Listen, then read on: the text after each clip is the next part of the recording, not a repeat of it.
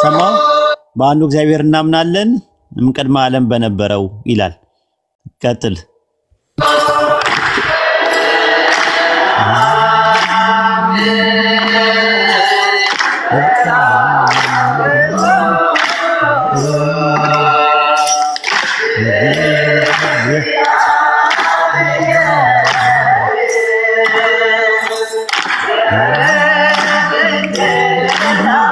ላዊ መስሎ በለው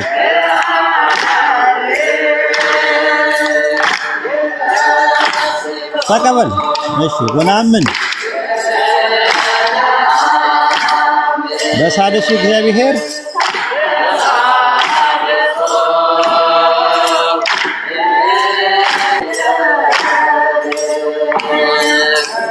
መንፈስ ቅዱስ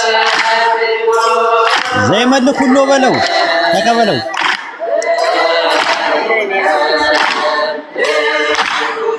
ይበቃል። ላኪለት ለጉዳይ ዲያ ከነ መረጃው ከነ ፒዲኤፉ ከነ ምናምን። ጉዳይ ዲያ የዋዜማው ቀን በ6 ነው፣ ሐምሌ 6 ነው የሚሉት። ለሊት ሶስት እግዚአብሔር እያሉ ሲያመልኩ ያድራሉ። ቀን ላይ ስታገኛቸው አንድ እግዚአብሔር ነው እና ሶስት እግዚአብሔር የለም ይለዋል። ወይዶ ግን ድምጹን ሰምተው ጧፍና ሻማ ይዘው እንዳይመጡ ንግስ መስሏቸው የሆነ ንግስ ነው። የሐምሌ ስላሴ እኮ ነው። የሐምሌ ስላሴ በ7 ነው፣ በ6 ሌሊት ይጀምራሉ። ዋዜማው ላይ ሌሊት እንዳልኩ ነው። ሶስት እግዚአብሔር እያሉ እየጠሩ ነው የሚያመልኩት ሶስቱን። አንደኛው እግዚአብሔር አለ፣ ሁለተኛው እግዚአብሔር አለ፣ ሶስተኛው እግዚአብሔር እያለ በግዕዝ ሰው አያነብም ብለው እኮ ነው። ሰው አያነብም ብለው ነው ራሱ። ከዛ ቀን ላይ ይመጡና እዚህ ስንት እግዚአብሔር ነው የምታመልኩት ሲል ስላቸው አንድ እግዚአብሔር በሶስት አካል ይለዋል። ግን አንድ የሆነ ቀን እንደው ብትሄድበት ይሄ ዜማ የሚባለው ነገር ኢትዮጵያ ብቻ የምትጠቀምበት በቅዱስ ያሬድ ዜማ የቤተ ክርስቲያኑ የተመሰረተበት አንዳንድ ነገሮችን ስመለከት ከአረቦች ባህል ጋር ይገናኛል። የድምፅ አወጣጡ ይሄ ጽናጽን ይዘው ክሽ የሚያደርጉት ይሄ እንትን መቋሚያ ይዘው ምናምን እየተሽከረከሩና እሱ ላይ የሆነ ነገር በተለ የሆነ ታይም ላይ አስማ ሊተርጂካል እኮ ከውጭ አይደል የመጣው። ቅዳሴ ራሱ እኮ ከውጭ ነው የመጣው። ቅዳሴ ጎርጎሪዮስ ምናምን የሚባሉ ምናምን ነገሮች አሉና ከውጭ የመጣ ነገር እንደሆነ ያስታውቃል ብዙ ነገሩ ማለት ነውና ኢንሻአላህ እስቲ ለክርስቲያኖች እድሉን እንስጥ። አዎ ይቻላል። እድሉን እንስጥና መንከር ቅድም ገብቶ ነበረ በእንትን ፋንታ ያው ዱከም አለ አለው ወይዴ እንዴት ነህ?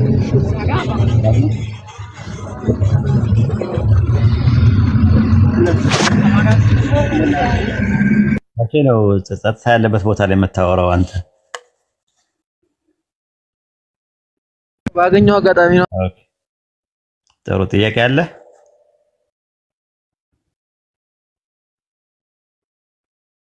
አዎ አለኝ። ነፍስ ምንድነው ወይዴ?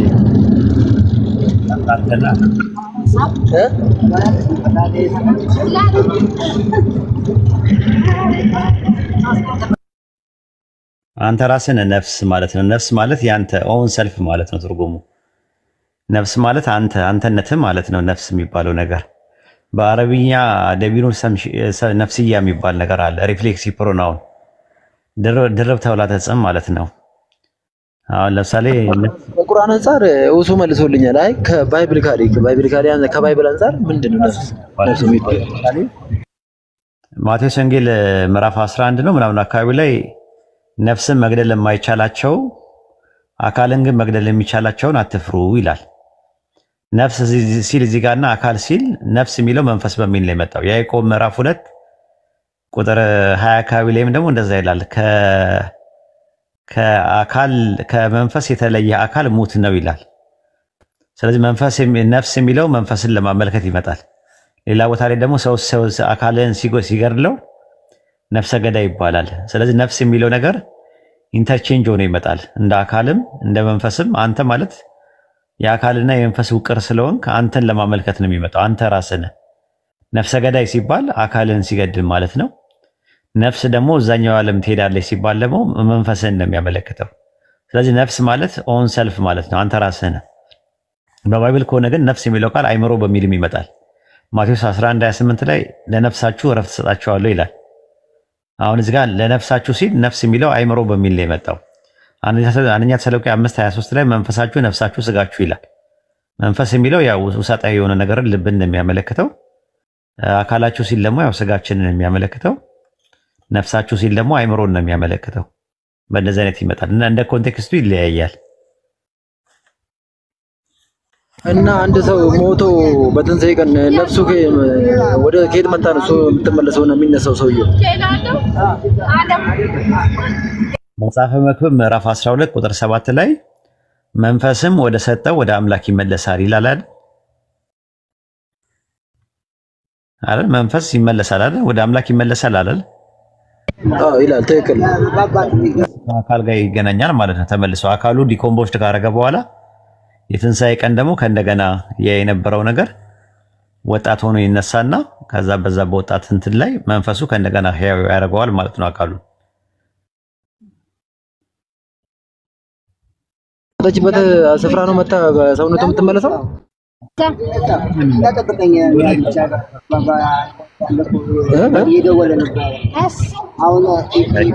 ኦኬ ልክ አዳም እንደፈጠረው ማለት ነው።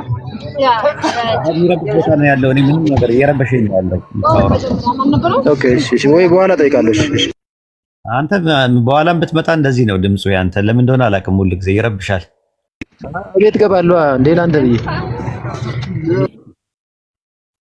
ወደ ይረብሻል። የምታነሳቸው አሪፍ ኢሹ ናቸው፣ ግን ችግሩ ምንድነው? አንተ ጫጫታ ውስጥ ሆነህ ነው የምታወራው ሁሉ ጊዜ።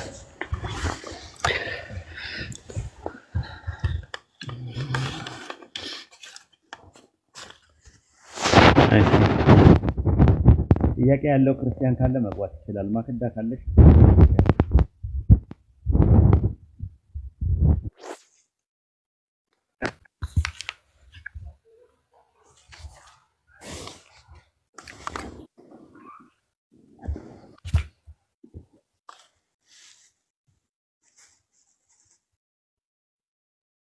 ማክዳ አለሽ? ሰላም ብያለሁ። ሰላም ኡስታዝ ሰለሞን። ሰላም ነኝ ያለው አልሐምዱሊላህ። አንቺ ሰላም ነሽ? ደህና ነኝ። ጥያቄ ነበረኝ። እሺ ጠይቂ፣ ችግር የለውም። እሺ ማለት በአብርሃም ስላሴ ዙሪያ ነው። አንዳንድ ማለት በእኛ የሚታሰብ በኦርቶዶክስ የሚታሰበው የነበረው ማለት አብ ወልድ መንፈስ ቅዱስ ከአብርሃም ጋር ሲነጋገር የቀረው ፐርሰን ማለት ነው አንዱ አካል ወልድ ነው እና ሚካኤልና ገብርኤል ናቸው ወደ ሎጥ የሄዱት ይባላል። እና እንዴት ነው ማለት ይሄ አግባብ ነው? አሩ ነው ማለት ትንሽ ግልጽ ስላልሆነልኝ ነው። ኦሪት ዘፍጥረት አዲስ ሰለምቴ ነኝ። ኦኬ ሰለምቴ ነሽ? ማሻአላህ አላህ ይቀበልሽ። አሳለ ሰገቢ ታዲያ አሰላሙ አለይኩም ወራህመቱላሂ ወበረካቱ ተባባሽ። በኢስላም ሰላምታ አሰላሙ አለይኩም በይ። እሺ እላለሁ። ምንም ችግር የለውም አብሽሪ። የኦሪት ዘፍጥረት ምዕራፍ 18 ላይ አብርሃም ቤት የገቡት 3 ሰዎች ነበሩ። ከዛ በኋላ ከ3 ሰዎቹ 2 ሰዎች ወደ ሎጥ ቤት ሄዱ። ዘፍጥረት 19:1 ላይ ሁለቱም መላእክት በመሸ ጊዜ ወደ ሶዶም ገቡ ይላል። ከዛ ቁጥር 11 እና 9 ላይ ደግሞ ሁለቱም ሰዎች ይላቸዋል። ስለዚህ መላእክት ናቸው፣ የስማቸው አልተገለጸም። አንዳንድ ሰዎች በኦርቶዶክስ አተረጓጎም ሎጥ ቤት የገቡት ሁለቱ መላእክት ሚካኤልና ገብርኤል ናቸው ብሎ የሚያምኑ አሉ። እንደነ አውግስቲኒዮስ ደግሞ ያለ ሰው ደግሞ አብርሃም ቤት ወጥተው ሎጥ ቤት የገቡት ወልድና መንፈስ ቅዱስ ናቸው፣ አብርሃም ጋር የቀረው ደግሞ አብ ነው ብሎ ያምናል። ዮስጦስ ሰማዕቱ ወይም ጀስቲን ማርቲስ ትራይፖል የሚባለው አይሁዳዊ ጓደኛው ዘፍጥረት 18 ላይ ያሉት 3 ሰዎች 3 መላእክት ናቸው። ከ3ቱ መላእክት ውስጥ አንደኛው መልአክ ኢየሱስ ነው። ኢየሱስ አብርሃም ጋር ሲቀር 2ቱ መላእክት ደግሞ ወደ ሎጥ ቤት ሄዱ የሚል ትምህርት አለው። ሌላ ደግሞ ወደ ሎጥ ቤት ትምህርት ሄዱት ለብቻቸው ሌላ ናቸው ይላል። የእስክንድሪያው ቄርሎስ ምንድነው የሚያስተምረው? ሶስቱ የሚባሉት ሶስቱ አካላት አብ ወልድ መንፈስ ቅዱስ ናቸው። ወደ ሎጥ ቤት የሄዱት ግን ሲምፕሊ መላእክት እንጂ አብ ወልድ መንፈስ ቅዱስ አይደለም የሚል ትምህርት አለው። ዮሐንስ አፈወርቅ ደግሞ ዕብራውያን ምዕራፍ 13 ቁጥር 2 ሲፈታው መላእክት በእንግድነት እንግዳ መቀበል አትርሱ፣ አንዳንዶች ሳያውቁ መላእክትን በእንግድነት ተቀብለዋል በሚለው ላይ እንግዳ የተቀበሉት አብርሃምና ሎጥ ናቸው መላእክትን እንግድና የተቀበሉት ይላል። ብዙ እንደዚህ አይነት እንትኖች አሉ፣ የተተረጎሙ ነገሮች አሉና ዋናው ነጥብ ምንድነው? አንቺ ሜዲያ ያለብሽ ኦሪት ዘፍጥረት ምዕራፍ 18 ላይ ለአብርሃም የተገለጡለት ሶስት ሰዎች እግዚአብሔር በእነዛ በሶስት ሰዎች አማካኝነት ይናገር ነበረ። እነዛ ሶስት ሰዎች ግን አብ ወልድ መንፈስ ቅዱስ ናቸው የሚል ኮንቴክስቱ ላይ አውዱ ላይ የለም። አንድ ያዥልኝ። ሁለተኛ ነገር ደግሞ የአዲስ ኪዳን ማስረጃ የለም። ከሐዋርያትና ከነቢያት መካከል ኦሪት ዘፍጥረት ምዕራፍ 18ን ጠቅሰውና አጣቅሰው ለትሪኒቲ ወይም ለአብ ለወልድ መንፈስ ቅዱስ አድርገው የተጠቀመ ሰው የለም። ሌላው ደግሞ ምንድነው? ክርስቶስ ኢየሱስ ከመወለዱ ከረጅም ጊዜ በፊት ታርገም ዮናታን ላይ አብርሃም ቤት የገቡት ሶስት ሰዎች ሶስት መላእክት ናቸው ተልከው ከእግዚአብሔር ተልከው ሶስት መላእክቶች እንደገቡ ይናገራል። ብዙ እንደዚህ አይነት ማስረጃዎች ማቅረብ ይቻላል። ገድለ ተክለ ሃይማኖትም ላይ የተለያየ ቦታ ላይም አብርሃም ቤት የገቡት መላእክት ናቸው፣ ይስሐቅ እንዲበሰር መላእክት መጥተው አበሰሩት የሚል ብዙ ማስረጃዎች አሉ። ለማንኛውም እኛ ማን መሆናቸውን ከመናገራችን በፊት እነሱ ማን መሆናቸውን እንዲነግሩን እንፈልጋለን። አብ ወልድ መንፈስ ቅዱስ ስለመሆናቸው ማስረጃ መረጃ መስጠት መቻል አለባቸው ማለት ነው። በርደን ኦፍ ፕሩፍ ፋላሲ እንዳይፈጠር ማለት ነው። እንትኑ በርደን ኦፍ ፕሩፉ ወደኛ አይደለም መምጣት ያለበት ወደ እነሱ ነው መምጣት ያለበትና ከዛ አንፃር ተመልከቹ ማለት ነው። ጥያቄሽን አድሬስ አድርጌዋለሁ። ገብቶኛል ማለት የቴሌግራም ላይ በጣም የሆነ እዚህ እንደውም ላመጣው ስቤው ነበረ ግን እንትን አለኝ ማለት ፈቃደኛ አልሆነም ልጁ እና እኔም እንደዚህ ነበር ያስረዳሁት ማለት የትኛው አካል ነው ስለው በልክ እንዳልከኝ አንተ ማለት አብ ወልድ መንፈስ ቅዱስ ብለው በትክክል ያምናሉ ማለት ነው። አብርሃም ቤት ተገኙት ይላሉ፣ ግማሾቹ ደግሞ መላእክቶች ናቸውና አብም ማን ነው ወልድም አለበት ምናምን ብለው ይላሉና አሁን በደንብ ገብቶኛል። እንደዛ ነው። ስማ የአብርሃሙ ስላሴ ሲባሉ ልመና ላይ መንገድ ላይ የአብርሃሙ ስላሴ በአብርሃሙ ስላሴ እያሉ ለማኞች ሲለምኑ እንደዛ ነው የምትምል አብርሃሙ ስላሴ ድረስልኝ ነው የምትለው። ከዛ አንፃር ነው አብርሃም ቤት የመጡት ስላሴዎች ናቸው ብሎ እምነቱ ስላላቸው ማለት ነው። ግን ልክ አይደለም ነው እኛ እያለን ያለ ነው። እሺ ካላስቸገርኩ ካወቅኝ ባለፈው ደግሞ ቃል ገብተልኝ ነበር ስለ ስሜ ልታስረዳኝ እነግርሻለሁ ብለኝ ነበር። አረፍቱ ስለ ስላሴ ነው፣ ጀነራል ኖሌጅ ነው። ላንቺ ለብቻው ማክዳ የሚባለው ስም ወይም ደግሞ የንግስት ሳባ ስለምትባለዋ ቁርአን ምን ይላል፣ ባይብል ምን ይላል፣ ክብረ ነገስት ደግሞ ምን ይላል የሚለውን እያንዳንዱ ነገር እነግርሻለሁ ከፈለግሽ ማለት ነው። ጥያቄዎች ከሌላቸው ሌሎቹ እነግርሻለሁ። ካለ ግን ሰው ካለ ያው ጥያቄዎችን እናስተናግድና ካለከመኝ ምን ካላለኝ እነግርሻለሁ ማለት ነው ስለሷ። እሺ ጀዛከላህ ኸይር። እሺ አመሰግናለሁ።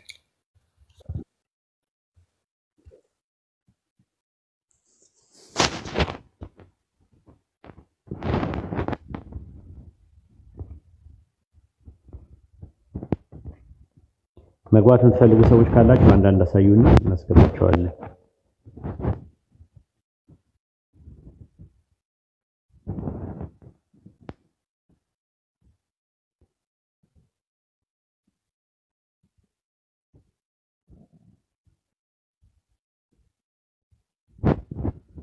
አንዳንድ አሳዩና መግባት ትችላላችሁ። ወደ ላይ ስለሚሄድብኝ ላገኛቸው አልቻልኩም። አንዳንዶቹ እንትን ማለት አልቻልኩም። ማስገባት መችላቸው አይደለም ይሄ እንትን የላችሁ መሰለኝ። እሺ ያላችሁ ሰዎች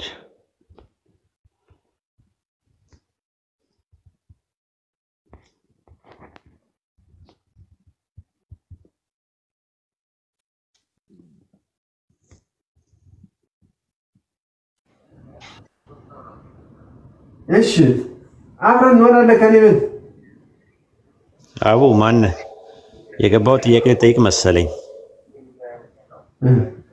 እሺ ይረድ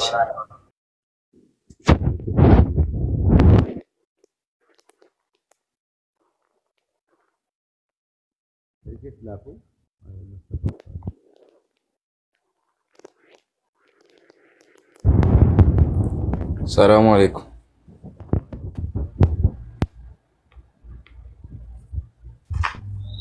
ይሰማል ይሰማል። ኡስታዝ ጥያቄ ነበረኝ። እሺ ጠይቅ። እንትን ክርስትናና ሳይንስ እስቲ ከማይስማሙባቸው ነገሮች እስቲ አንዳንድ ነገር በለን ኡስታዝ። የሚስማሙባቸው ነገሮች ምን እንደሆነ አላውቅም። እንኳን የማይስማሙባቸው ነገሮች ይቅርና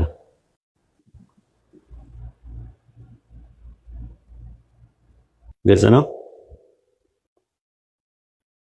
እሺ ማለት የሚስማሙባቸው ምን እንደሆኑም ስለማላውቅ የማይስማሙባቸው ነገሮች ደግሞ ያውቃል ብለህ አትጠብቅ። ስለዚህ በሌላ አባባል አላውቅም ለማለት ፈልጌ ነው። እሺ እሺ ኡስታዝ ሹክራን።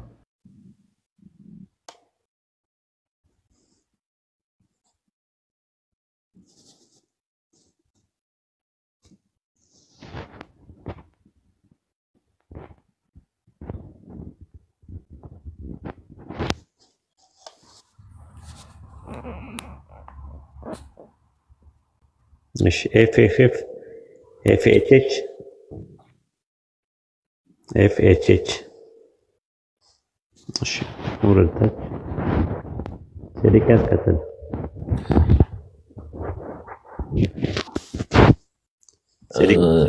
እሺ ይሰማል። አንድ ጥያቄ ነበረኝና ቀደምት ነቢያቶች ሙስሊም ናቸው ብለህ ታምናለህ አይደል ወሂድ? አዎ እናምናለን። ኦኬ እሺ። ቀደምት ነቢያቶች ማለት ከፕሮፌት መሐመድ በፊት በእነሱ ዘመን የነበረ አስተምሮት ለነሱ ወረደ እንደሚባለው እንደ ኢንጂልም ሆነ እንደ ተውራት እንደ ዞብር ማብራራት እንደ በቀደሙ እንዳላወርድ እሺ ቆይ ብቻ አቅርብ ሚዩት አድርግ። እሺ አንድ መጽሐፍ ማስረጃ ስጠኝ የነሱ። ቴንክ ዩ። ሙስሊሞች ነን እኛ። ከቁርአን ነው መጠየቅ ያለብህ። ከቁርአን ነው መጠየቅ ያለብህ። ከቁርአን ጀለስተ ኦኬ። በእነሱ ጊዜ አልወረደም፣ በቁርአን ውስጥ ተጠቃሎ ይወረድላቸው ነው። በቁርአን እኛ ሙስሊሞች ነን። ስለዚህ ሙስሊም ስጠይቅ በቁርአን ነው። አንተ ክርስቲያን አይደል? አዎ ነኝ። አብርሃም አንድ አምላክን እንደሚያመልክ ማስረጃ ስጠኝ እስቲ። ለምሳሌ ኤግዛምፕል ነው፣ ጥያቄ ትክክል እንዳልሆነ እንድትረዳው ነው። የኛ አብርሃም አንድ አምላክን እኮ እንደሚያመልክ እኮ ከቁርአን በፊት የነበረ መጽሐፍ ነበረን አይደል? በአብርሃም ዘመን አብርሃም አንድ አምላክን እንደሚያመልክ ማስረጃ ስጠኝ። መጽሐፍ ቅዱስ የቱ ጋር ነው ያለው? እስቲ ንገረኝ። መጽሐፍ ቅዱስ ላይ አለ። አይ ንገረኝ፣ እንደዚህ ኤግዛምፕል ብለህ ንገረኝ። የቱ ጋር? እዚህ ጋር በለኝ። ብሉይ ኪዳን ላይ እግዚአብሔር የመረጠው ሰው መሆኑን እኮ መጽሐፍ ቅዱስ ይናገራል። አብርሃም አይ አልጠየቅኩም። የጠየቅኩህ ከብሉይ ኪዳን የቱ ጋር ነው ስለ አብርሃም የሚያወራው? ኤግዛምፕል ነው የጠየቅኩህ። እንዲገባ ነው አሁን ይሄን የምጠይቅህ። አሁን በእስልምና ራሱን ችሎ መልስ የለውም። ለምን እንዲገባ ነው? ጥያቄ ፋላሲ ያለበት ነው። እንዲገባ ነው የጠየቅኩህ። በጭራሽ ፋላሲ የለበትም። ወይ የለም ነው ወይ አለ እኮ ነው መልሱ። ወደ ጭቅጭቅ አታምረው። አሁን አብርሃም አምላክን ሲያመልክ እንደነበረ ማስረጃ በአብርሃም ዘመን ያለ ዶክሜንት እስቲ አስጠኝ። መጽሐፍ ቅዱስ አልኩ እኮ መጽሐፍ ቅዱስ ምኑ ጋር መጽሐፍ ቅዱስ የኛ ከቁርአን የቀደመ ስለሆነ መጽሐፍ ቅዱስ ራሱ ሴዴቅያስ ተረጋግተህ አውራ። እኔ አሁን ስለ መጽሐፍ ቅዱስ ነው አይ እንድትረዳ እኮ ነው፣ ለመረዳት ንጽጽር ቤት ነው ቤቱ። የጠየከኝ ቁርአን አይደለም የጠየከኝ፣ ንጽጽር ነው የጠየከኝ አይደል? ንጽጽር እስከጠየከኝ ድረስ እንድትረዳ እንድትገነዘብ ነው እኔ እየሰጠው ያለሁት። እሺ ብሉይ ኪዳን ላይ ነው አይደል ስለ አብርሃም ያለው? ላውራሽ አንዴ ቆይ የምጠይቅን ጥያቄ መልስ፣ እንዲገባህ ነው። እኔ ለጥያቄ ነው የገባሁት እኮ ወሂድ። ጥያቄ ነው ገባኝ፣ እንዲገባህ ነው የምጠይቅህ። አትሽሽ ከእንትኑ ገብቶኝ እኮ ነው። አዎ ብሉይ ኪዳን ኦሪትን የጻፈው ማን ነው?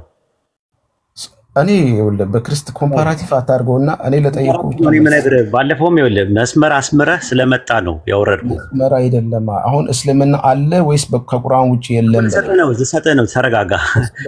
አሁን የሰጠው ነው ፋላሲውን ላሳይ ነው። መረጋጋት ከቻልክ ወደ ፖይንቱ ትሄዳለህ፣ ካልሆነ ወርደታችን ትበል። ልክ እንደ በቀደሙ ላወርድ እኮ መልስ ስለሌለ ነው የምታወርደኝ። እኔ በክርስትና ኮምፓራቲቭ ያርቅ አትንገረኝ። እስልምና ራሱን ችሎ መልስልኝ ነው ያልኩህ።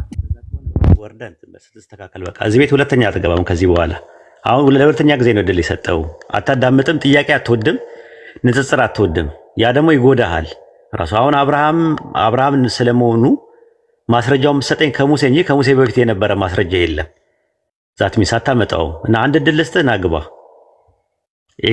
ኮምፓራቲቭ ሪሊጅን አስመራችሁ መልስ መስጠት ያለባችሁ በዚህ መልኩ ነው የምትል ከሆነ እንደ በቀደሙ ትወርዳለህ። ቢያንስ ጸባይን አስተካክላል ብዬ ስላሰብኩኝ ነው ያመጣው። እንደዛ አትበል። መልስ የለም ሳይሆን መልስ ልሰጥህ ነው እኔ አሁን ያሰብኩት የነበረው ማለት ነው። እና መረጋጋት አልቻልክም። ናግባና ተረጋግተህ እንትን የምትል ከሆነ ማለት ነው እንደ በቀደሙ አይነት በቃ እንደዛ አይነት ባህሪ ካለ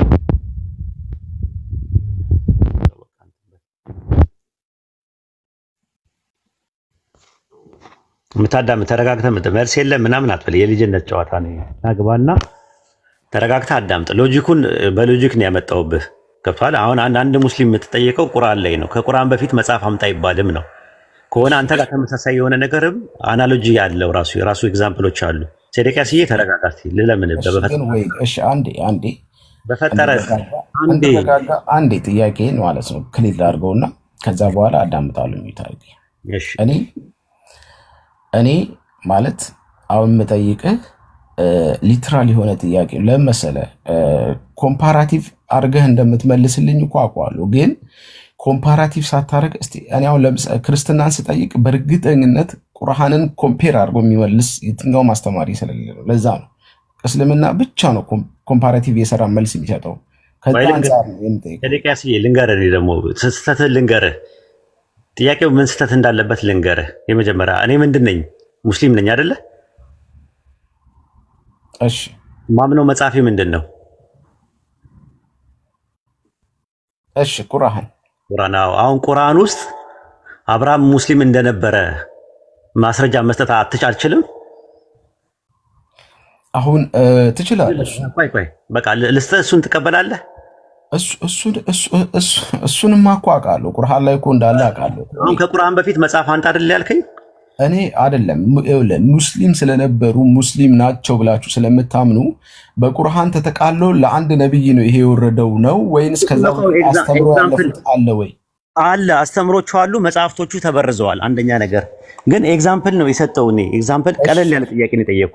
ኦኬ ተበርዘዋል ያሳምናል። አዎ እንደተበረዘ ማስረጃዎች አሉ። ከፈለክ ረጋ ብለን ሴዴቅያስዬ እሺ ከመጽሐፍ ቅዱስ ውጪ አስረዳኝ። መጽሐፍ ቅዱስ ላይ ግን አትግባ። ያ ክርስትና ከመጽሐፍ ቅዱስ ውጪ የሚባል ነገር የለማ። አሁን ትቀበለዋለህ ወሂድ ወይ ልነግርህ እኮ እንደተበረዘ ማስረጃ ሰጣለሁ። ግን ኤግዛምፕል ያመጣውልህ ለምን አንድ ጊዜ ለምን አታዳምጠኝም?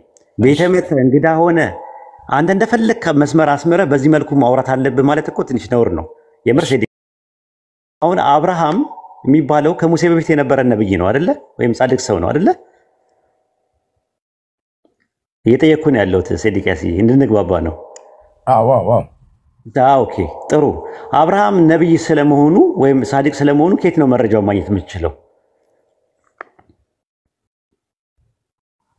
መጽሐፍ ቅዱስ እኮ ከመጽሐፍ ቅዱስ ምን ላይ? ኦሪት ላይ አይደለ? ኦሪት ላይ አይደለ? ያ የመለስኩ። በአብርሃምና በሙሴ መካከል የስንት ዓመት ልዩነት አለ? እሺ እኔ እኮ አሁን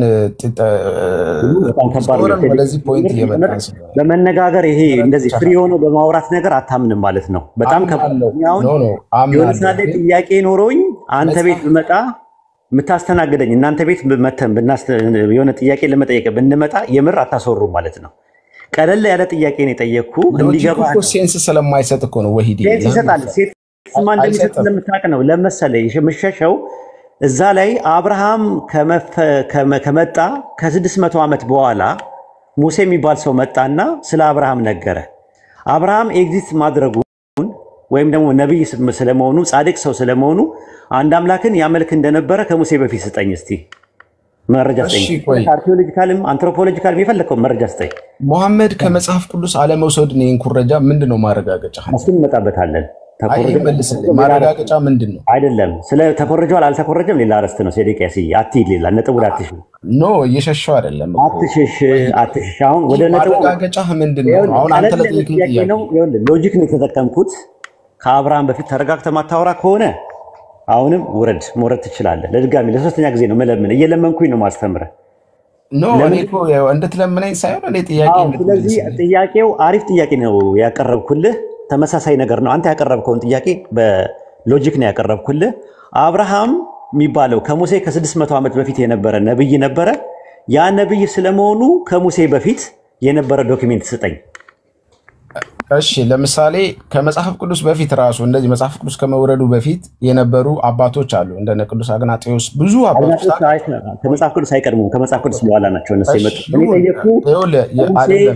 የክርስትና የሐዋርያዎች ቅብብሎች የሚባል ትምህርት እንዳለ አይ እሱን ተወውና ከሙሴ በፊት ስለሙሴና ይሄ ቅብብሎች ለምን የለም ለነብዩ መሐመድ ብቻ ተገለጠ ምን አለ እሱ ነው ስጠኝ ያልኩ እኮ ወሂዲ ወይ ተረጋጋ ቅብብሎች የተጀመረው ከየት ነው ታውቀዋለህ ከሐዋርያቶች ጀምሮ ሐዋርያት ነው አዎ እኔ ጠየቅኩ ደግሞ ከሐዋርያት ቅብብሎች አይደለም ከእንትን ጀምሮ የነበረ መሰረቱን ቆይ አንድ ጊዜ ኧረ ተው ግን ሴዴቅያስ ተው በጣም ነው ታግሼ ማወራ ተው በጣም ታግሼ ነው አንደኛ ለኦዲየንሱ ነው ሁለተኛ ነገር ደግሞ ለአንተም ለራስህም ለህይወት ብዬ ነው ማወራ የምር አላህ በሚያውቀው አረ እኔማ ህይወት አለኝ ወሂዲ ስለዚህ አንተ ወደ ሌላ ነገር እንትን ነው ፎካል ፖይንቶች እያሉ ማርጂናል ፖይንቶችን እያነሳ ወደ ሌላ ነገር አትሄድ እባክህ ያነሳው መጀመሪያ ያነሳው ፖይንት አሪፍ ስለሆነ መልስ ልስጥ አንድ ነጥብ ላይ ብቻ ተኩሪ አብርሃም ነብይ ስለመሆኑ አብርሃም ጻድቅ ስለመሆኑ ሙሴ ነው የነገረ በኦሪት ላይ አይደለ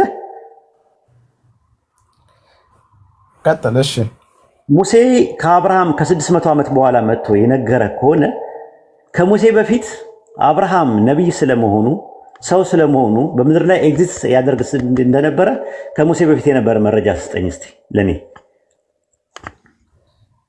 ቴንክ ዩ እሺ የኛ የክርስትና እንትን በሙሴ የተገደበ አይደለም የናንተ በመሐመድ የተገደበ ለዛ ነው ጥያቄ ከሙሴ በፊት ነው ብዬ ነው ጠየቀው እባክህ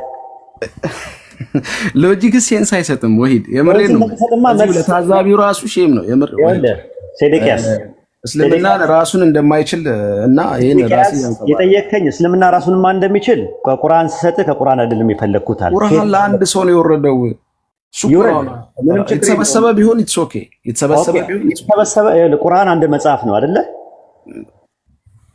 አንድ መጽሐፍ ነው አይደል ቁርአን ባይብል ስንት መጽሐፍት ነው ቁርአን እኔ አሁን ስለ ቁርአን ባይብል ስንት መጽሐፍት ነው ቆይ አይደለም ባይብል ይኸውልህ ሴዴቅያስ አሁንም እየታገስኩ ነው ያለው ከአቅም በላይ ነው ማለት ትግስቱ በጣም እንትን እያልን ያለን ነው መልስ እኮ አንተ መስጠት ስላልቻልኩ እኮ ነው መልስ ብለህ አስበውና አስበው የታዳሚም ስላለ 1700 ሰው እየተከታተለ ነው ያለው ስለዚህ ምን መልስ አልተሰጠም ተሰጥቷል የሚለውን ነገር ለማወቅ ቀላል ነገር ነው እኔ መልስ መጀመሪያ ሰጥቻለሁ ከምንድን ነው የሰጠው ቁርአን ላይ አብርሃም ሙስሊም ስለመሆኑ ማስረጃ አምጣ ስትለኝ ከቁርአን ሰጠ አይ ከቁርአን አይደለም አልከኝ ስለዚህ አሁን ከሙስሊም ጥያቄ ውጪ ነው የጠየቀው ክርስቶስ ከመምጣቱ በፊት እኛ ያስተማርነው የአዲስ ኪዳን መጽሐፍ ነበር ሌላ ቦታ አትሂድ እኮ አልኩህ እኮ አሁን አይደል ይመልስልኝ ተው አትሂድ ሌላ ቦታ ላይ እኔ ሳስረዳ እድል አትሰጠኝም በአንተ መስመር ብቻ ሄዳለህ አደረገ ሲጀመር እኮ ጥያቄው አንተ ነህ እኔ አስረጅ ነኝ እኮ ለምን ይገለበጣል እኔ እኮ የተቃወምኩ መጽሐፍ ቅዱስ ላይ ሳትሄድ ይሄን ተደግፈህ ስለና ላይ ቆመ መልስልኝ መጽሐፍ ቅዱስ ላይ ሳትሄድ የትም መጽሐፍት ላይ ሳትሄድ ቁርአን ላይ ብቻ ጠይቀኝ ብለህ ብትኖር ከቁርአን አውጥቼ ሰጠ ነበር ጥያቄ ጠየቀኝ ምንድነው የእናንተ ሁለተኛ ማስረጃችሁ ከቁርአን በኋላ መጽሐፍ ቅዱስ ነው አይደለም ቁርአንን ብቻ የምትቀበል ከሆነ እኮ የጠየቀኝ እኮ አንተም ከቁርአን ውጪ ነው አልጨረስኩም ወይዲ ፕሊዝ ከቁርአን በፊትም የጠየቀኝ ተረጋጋ አንዴ የጠየቀኝ ከቁርአን በፊት ነው የጠየቀኝ እኮ አሁን ቁርአን በፊት መጽሐፍ የላችሁ ምንም ከቁርአን በፊት መጽሐፍ የለንም አዎ ቴንክ ዩ በቃ ተመለሱ ይሄን እኮ ነው የፈለኩት እኔ ሌላ ነገር ታዲያ ግን ከቁርአን በፊት እኮ ነው አንተ የጠየቀኝ እኮ ቴንክ ዩ አረ እኮ ከቁርአን በፊት እኮ የጠየኩ መጽሐፍ አላችሁ ወይ ነው ታዲያ ሴዴቅያስዬ አንተ ከቁርአን በፊት ብለህ ጠይቀኝ ከቁርአን ሌላ ብለህ ጠይቀኸኝ ከቁርአን ሌላ ቆይ እንጂ ተረጋጋ ጥያቄው ራሱ ትክክል እንዳልሆነ ልነግርህ ነው አንድ ሙስሊምን ስጠይቀው አንድ ክርስቲያን አሁን አንተ ስጠይቀህ ዜሮ ነው የገባኸው ምንም ዜሮ አልገባሁም ተው ፋላሲ አትስራብኝ እናትህ ሆድ ውስጥ ገብተህ ድጋሚ ብትፈጠር ከአብርሃም ከሙሴ በፊት በነበረ ዶክመንት ውስጥ አብርሃም የሚባል ነብይ እንደነበረ የሚያሳይ ምንም ማስረጃ ማምጣት አትችልም 1000 ዓመት ሰጣለሁ ጊዜ ሰጣለሁ አብርሃም ነብይ ስለመሆኑ ማለት ነው ከቁርአን ይልቅ ማስረጃው መጽሐፍ ቅዱስ ነው ቢኮዝ የቀደመው የፈጣሪ ቃል መጽሐፍ ቅዱስ ይሄ ተኮረጀ ነው። በአብርሃምና በሙሴ መካከል የስንት ዓመት ልዩነት አለ? ይሄ ተኮረጀ ነው። ኖ ሎጂክ እሱ አይደለም። አሁን አንተ የምትሰጠኝ አይ ነው ወደ አንተ መስመር ልከተኝ፣ ግን እንደዛ አይደለም። እኔ እንደማትመልሰው ስለማውቅ ነው ኢንዳይሬክት ያቀርባል። ሌላ ነገር አትናገር ሴዴቅያስ። አሁን እኔ አይ አንተም እንደዛ ያወራ ነው ታዛቢው ራሱ ያያል እኮ ወይ እኩል አታውራ። አንደኛ ለምን መሰለህ እኩል አታውራ። ይሄ መሰረታዊ ችግር ነው ራሱ። ኢንጂል የነበረበት አንድ ሰው ሲያወራ ማን ያወረደው? ኡስታዝ ኢንጂነር አታውርድ። ለዛ ነው እኔ የማልፈልገው። ይቅርታ አስገባው ተመልሰ አታስገቡ። ማን አታውርዱ፣ አታስገቡ። አልፈቀደ ግባ፣ ከእንደገና ግባ። ሴዴቅያስዬ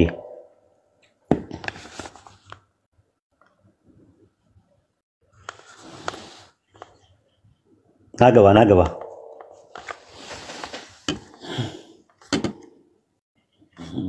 ትልቁ ጥፋቱ ይሄ ነው።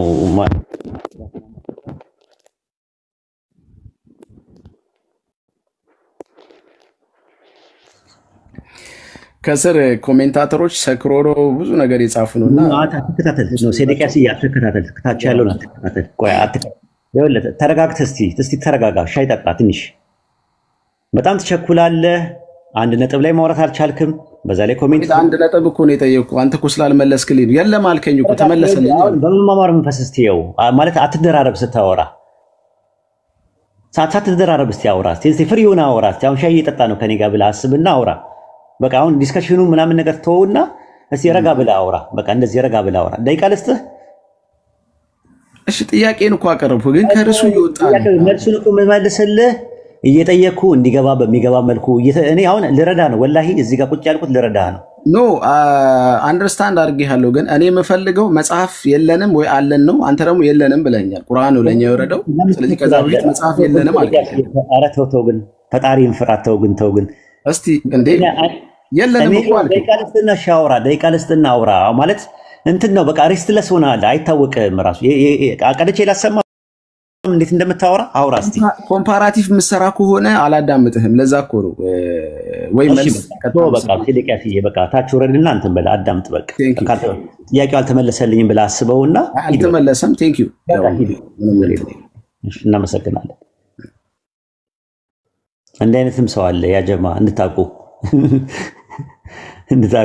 አይሳደብም ምን አይልም፣ ግን በቃ ዝም ብሎ በቃ እንትን የሚለው ነገር አለ። እና ቀላል ጥያቄ ነው የጠየቅኩት። እኔ ሙስሊም ነኝ፣ ከቁርአን ነው መመለስ የምችለው። የቁርአን ጥያቄ ከተጠየቁ ማለት ነው። አይ ከቁርአን በፊት አለ፣ ከቁርአን በፊት ደግሞ አያስኬድም አልኩት። ለምን? አብርሃም ጻድቅ ሰው ስለመሆኑ አንድ አምላክን አምላኪ ስለመሆኑ መረጃው ያለው ኦሪት ላይ ነው። ስለዚህ ከኦሪት በፊት ነው የጠየቁት። በዚህ የ600 ዓመት ልዩነት አላቸው።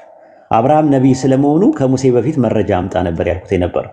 ያቺ ነገር በጣም ከብደዋለች። እንደማይነቃነቅ ያውቀዋል ያችን ፓርት ማለት ነው።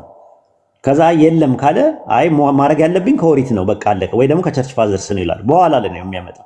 እሱማን እኮ ከሳባዎቹ ማምጣት እችላለሁ፣ ከታብዮቹ ማምጣት እችላለሁ፣ ከሶስተኛው ጄኔሬሽን ማምጣት እችላለሁ፣ ከኢብኑ ተይሚያ ማምጣት እችላለሁ፣ ከኢብኑ ቀይም ማምጣት እችላለሁ፣ ከኢብኑ ከሲር ማምጣት እችላለሁ ከፈለኩኝ። በኋላ ላይ እንደዛ አይደለም የሚደረገው ማለት ነው። ለማንኛውም ትምህርት ይሁን።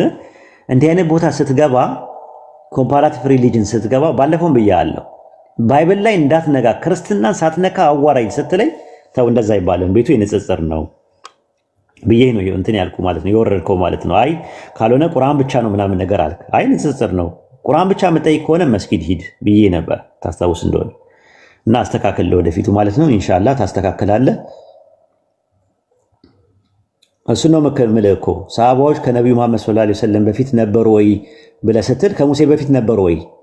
የቸርች ፋዘርስ ከሙሴ በፊት ነበሩ ወይ? እኔ ስለ ሙሴ ስጠይቅ ከሙሴ በኋላ አንተም እኮ ታመጣለህ። ልክ እንደዛው ነው። እኔም ስለ ነብዩ መሐመድ ስጠይቀኝ ስለ ሰሃባዎች እንደማውራት ነው። ኤግዛምፕል እንትን እኮ አርጊመንት እኮ ራሱ አልገባህም። በጣም ያሳዘንከኝ እሱ ነው። አሁን ሰሃባዎችን የመጣሁት ምክንያት ምንድነው? ከረሱል ሰለላሁ ዐለይሂ ወሰለም በኋላ ያሉትን እንደ ማስረጃ አድርጌ መጠቀም የለብኝም። የጠየቀኝ ረሱል ሰለላሁ ዐለይሂ ወሰለም ነው። ስለዚህ ቁርአን ነው መመለስ የምችለው።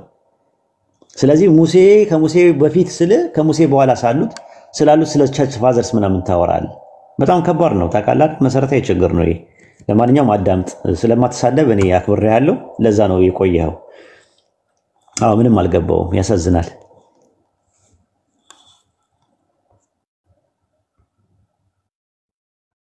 እሺ ሌላ መግባት የሚፈልግ ክርስቲያን ካለ መግባት ይችላል። መግባት የሚፈልግ ክርስቲያን ካለ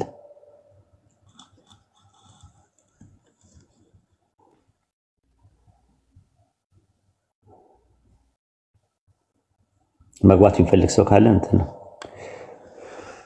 እሺ ኡስታዝ ወይዴ አሁን ነፃ ነኝ ላውራ ወይስ ልጠብቅ? ምን አለኝ? ምን አለኝ? ላውራ ወይስ ልጠብቅ ወይስ ላውራ? አሁን ነፃ ነኝ። አሁን ነፃነት ትችላለህ? አዎ አሁን ድምጽ የሚረብሽ ድምጽ የለም። የለም አሁን ጥሩ ነው ያለው። አይ ስለዚህ ነፍስ የሚለውን በትንሳኤ ቀን ከየት አምጥቶ ነው ወደ ሰውየው የሚመልሰው ፈጣሪ? እሷን ጨርሰልኝና 12:7 ላይ መንፈስም ወደ ፈጣሪው ወደ ሰጠው ወደ ፈጣሪ ይመለሳል ይላል አይደል? አዎ። ስጋም ወደ አፈር ይመለሳል አይደል? አዎ። ስጋ ከየት መጥቶ ነው የሚነሳው? ያው በአምላክ ችሎታና አሰራር ይመስለኛል። እንጃ ከየት ነው የሚነሳው? በአምላክ ችሎታና አሰራር ያው ሰውን እንደፈጠረው እንደዛው ይቀሰቅሳል። ከየት ነው የሚነሳው? ከየት ነው የሚነሳው? ሰዎች የሚቀሰሱት ከየት ነው? በትንሳኤ ከአፈር ውስጥ ከተቀበሩበት። ስለዚህ ከአፈር ነው ይችላል። ስለዚህ መንፈሱ ደግሞ ወደ ማን ይመለሳል አለ? ወደዛ ወደ ስጋው ይመለሳል አለ አይደለ? አሃ እሺ። ወደ አምላክ የሚመለሰው መንፈስ ከየት ይመጣል?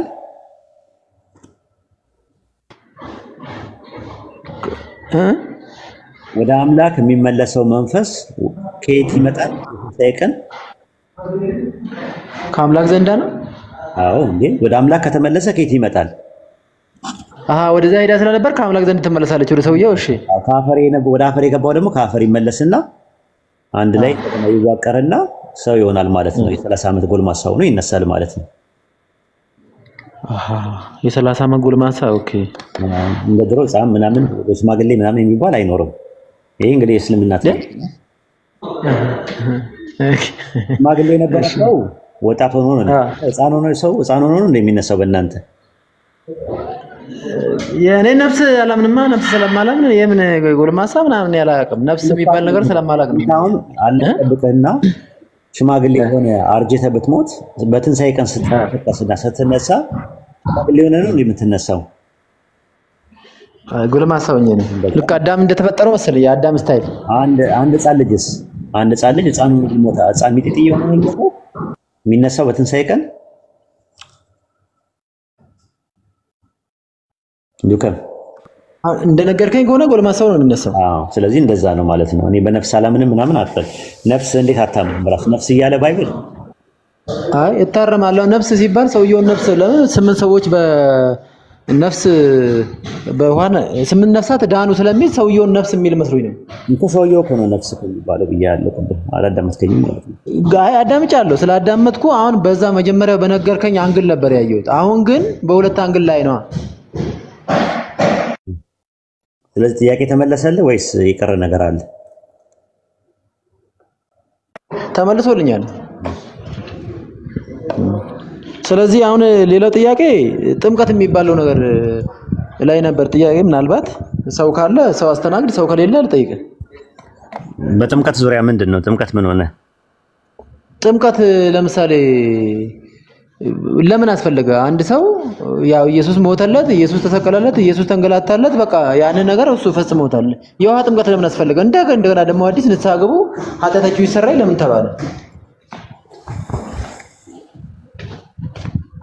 እንግዲህ ጥምቀት የሚባለው ነገር የተለያየ ትርጉም ያለው ነገር ነው። ከሰባቱ ሚስጥራተ ቤተክርስቲያን የሚባሉት የሰቨን ሳክራመንትስ ከሚባሉት መካከል አንደኛው ጥምቀት ነው። ሚስጥረ ንስሐ፣ ሚስጥረ ጥምቀት፣ ሚስጥረ ቁርባን፣ ሚስጥረ ሜሮን፣ ሚስጥረ ክህነት፣ ሚስጥረ ተክሊልና ሚስጥረ ቀንዲል የሚባሉ ነገሮች አሉ በክርስትና ውስጥ። በኦርቶዶክስና በካቶሊክ 7 ሳክራመንት የሚባሉ አሉ። ወይም 7 ሚስጥራተ ቤተክርስቲያን የሚባሉ አሉ። ጥምቀት ራሱ አጨቃጫቂ ነው። የህፃናት ጥምቀት የሚባል አለ። ፔዶ ባፕቲዝም የሚባል አለ። የአዋቂ ጥምቀት የሚባል አለ። ክሬዶ ባፕቲዝም የሚባል አለ። ታውቃቸዋለህ? እሱ ራሱ አጨቃጫቂ ነው። ፔዶ ባፕቲዝም እና ክሬዶ ጭቅጭቅ አለ። እሱ ነገር ጭቅጭቅ አለ። ኦዲዮ ስላደኩኝ አላውቅም። እና ጥምቀት የአዋቂዎችን ነው ወይስ የህፃናትን ይጨምራል? ጥምቀት ከገሃነም ቅጣት ያድናል ወይስ አያድንም? ጥምቀት በስላሴ ስም ወይም በኢየሱስ ስም? ጥምቀት በማስጠም ነው ወይስ በመርጨት ነው በማፍሰስ ነው የሚል ውዝግብ አለ ሁልጊዜም ክርስቲያኖች ጋር ማለት ነው። የውሃ ጥምቀት የሚባለው ጥምቀት የሚለው የግሪከኛው ቃል ፓፕቲዝማ ማለት ነው። ፓፕቲዝማ ይለዋል። ፓፕቲዝማ የሚለው ቃል ፓፕቲዞ አጠመቀ፣ ነከረ ከሚል ቃል የመጣ ሲሆን ፓፕቲዝም ማለት ነው። ለምሳሌ የሉቃስ ወንጌል ምዕራፍ 12 ቁጥር 50 ላይ ኢየሱስ እኔ የምጠመቃት ጥምቀት አለችኝ እስክፈጽም ድረስ እጨነቃለሁ አለ። ምንድነው? ስለ ውሃ ጥምቀት ነው የሚያወራው ይሄ አይደለም፣ ስለ መከራ ነው። መከራ ነው። በቃ ከተረዳው ማለት ነው። የሉቃስ ወንጌል ምዕራፍ 3 ቁጥር 16 ላይ ኢየሱስ በመንፈስ ቅዱስና በእሳት እንደሚያጠምቅ ይናገራል። ስለምንድን ነው የሚያወራው? ስለ መንፈስ ጥምቀትና ስለ ውሃ ነው። ውሃ መጠመቅ ምንድነው? በመነከር ነው? በመረጨት ነው? በማጥለቅ ነው የሚጠመቀው ይሄኛው ጥምቀት? እሱን ላይ ይቻላል እኮ እሱን ነው የምልህ ራሱ ማለት ነው እንትን ነው። ልክ እንደዛው ሱረቱ በቀራ ምዕራፍ 2 ቁጥር 138 ላይ የአላህን ጥምቀት ያዙ ይላል ቁርአን። በማጥመቅም ከአላህ ይበልጥ ያማረ ማን ነው ይላል። ሙስሊሞች ጥምቀት አለን ታውቃለህ? ይሄንን እንዱ ከመዬ ኧረ እናቴ ልጅ አላውቅም። እንግዲያው ሰውከው ጥምቀት ሲብጋ ይላል የአረብኛው ቃል። ሲብጋ የሚለው የአረብኛው ቃል ሱረቱ ቁርአን ስንት ላይ ነው? ሱረቱ በቀራ ምዕራፍ 2 ቁጥር 138 እሱ እንድታውቀው ነው። አንድ ምዕራፉን ብቻ ከነገርከኝ ሌላውን ሙሉን አጠናዋለሁ። እሺ ሱረቱ በቀራ ምዕራፍ 2 ቁጥር 138 ላይ ምን ይላል? የአላህን መንከር ያዙ በማንከርም ከአላህ የበለጠ ማን ነው ይላል። የሚያጠምቀው አላህ ነው። የምንጠመቅበት ጥምቀት የአላህ ጥምቀት ይባላል። በአረብኛ ሲብጋ ይባላል። ወበጋ ማለት ነከረ፣ አጠመቀ ከሚሰረው ቃል የመጣ ሲሆን መንክር ወይም ጥምቀት ማለት ነው። ማንከር ታውቃለህ? ስትነክር ማለት ነው። ስለዚህ አምላካችን አላህ በተፈጥሮ ጥምቀት ውስጥ ነው የሚያጠምቀን።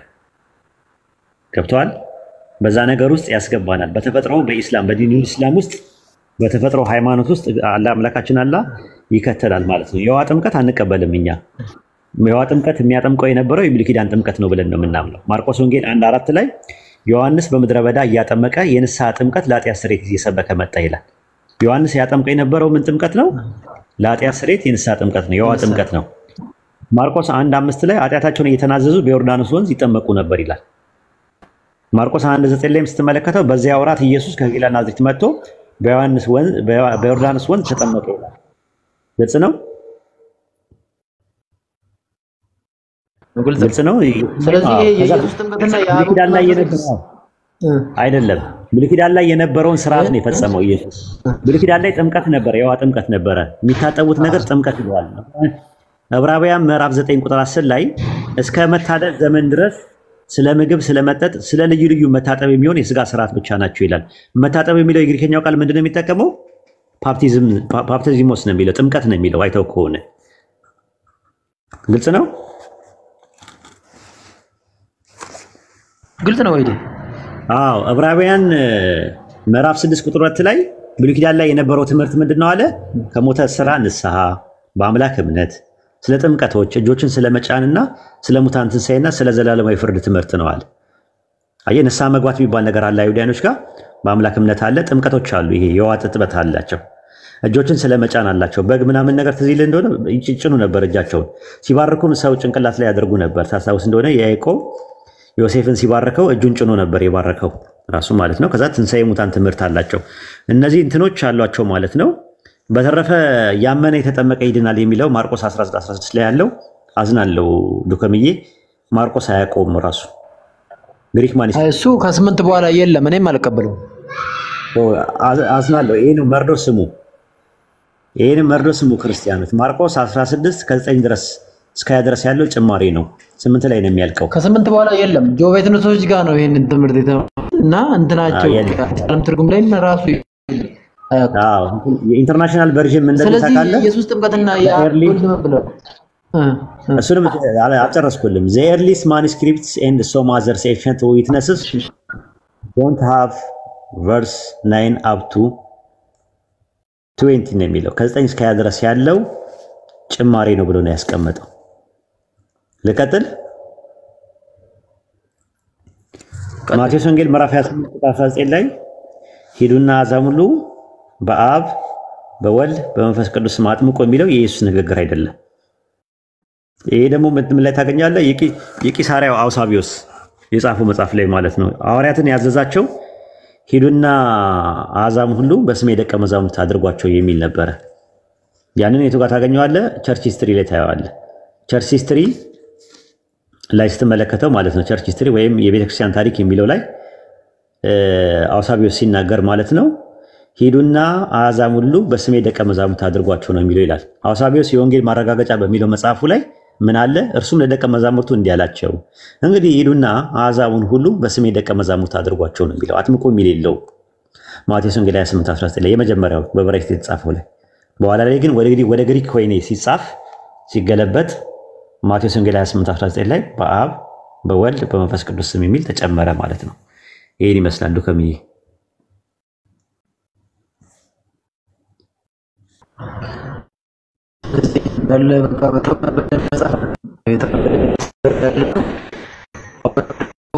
አድርገውልናል። እንግዲህ ያው እግዚአብሔር ይስጣቸው፣ ሌላ ምን ይባላል?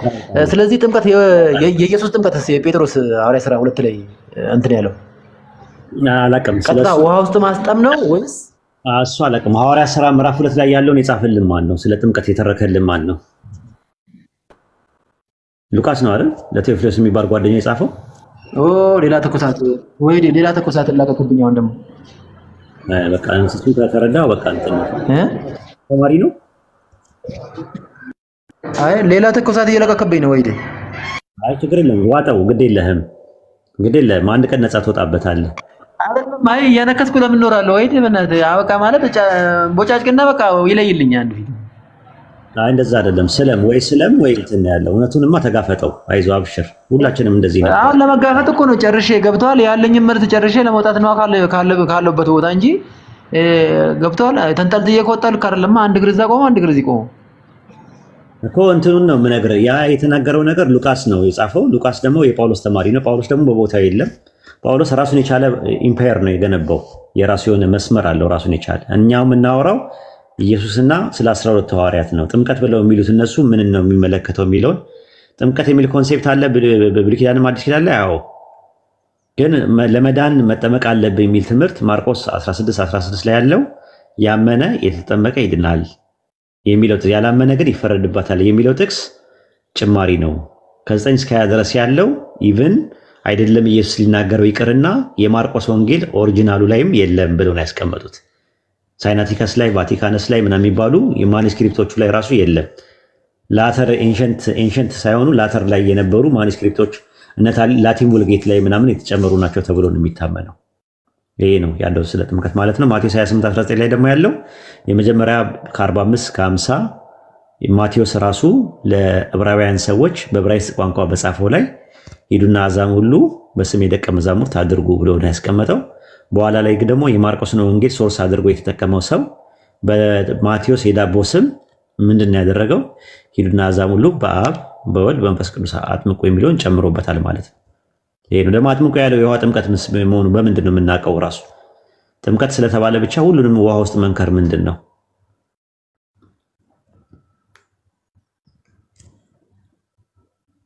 ግልጽ ነው።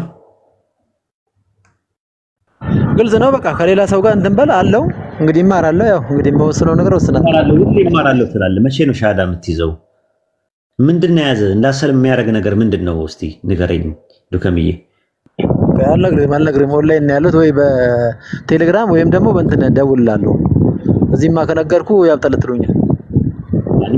አይደለም ነፍስን አድን። ለሰው ብለህ አይደለም የምትኖረው እኮ አይደል እንዴ? ህይወትን አድን፣ ራስን አድን። እንጃ ተኝተህ ለመነሳት እርግጠኛ ያልሆንክ ሰው ስለ ሰው ትጨነቃለህ አንተ።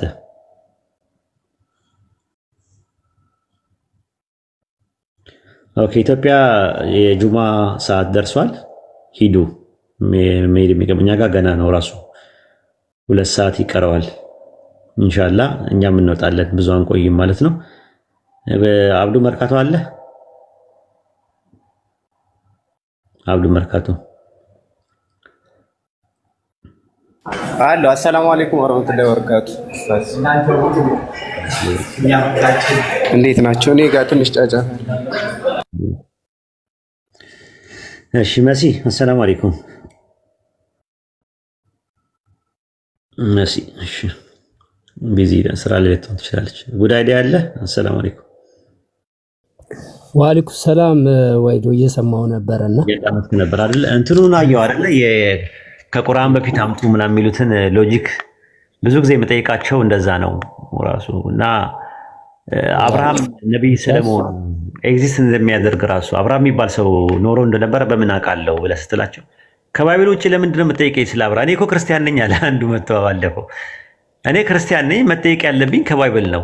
ከባይብል ውጭ አንተ እንዴት ብለህ ትጠይቀኛለህ? አታፍርም አለኝ። እኔ እርግጠኛ ነህ አልኩት። አዎ እኔ እኮ ሙስሊም ነኝ አልኩት። እና ከቁርአን በፊት እንዴት ትጠይቀኛለህ? አታፍርም ልበልህ አልኩት። ጸጥ ነው ያለው ራሱ ማለት ነው። እና አንዳንዴ የሚጠይቁትን ጥያቄ ሙስሊም ከቁርአን ውጭ እንደው ቁርአን ብቻ ይዛችሁ ማስተማር አትችሉም ይላል እኮ። ቁርአንን ሳስተምር ከቁርአን ውጭ ብለህ ጠየቀኝ። አንተ እኮ ነው የጠየቀኝ።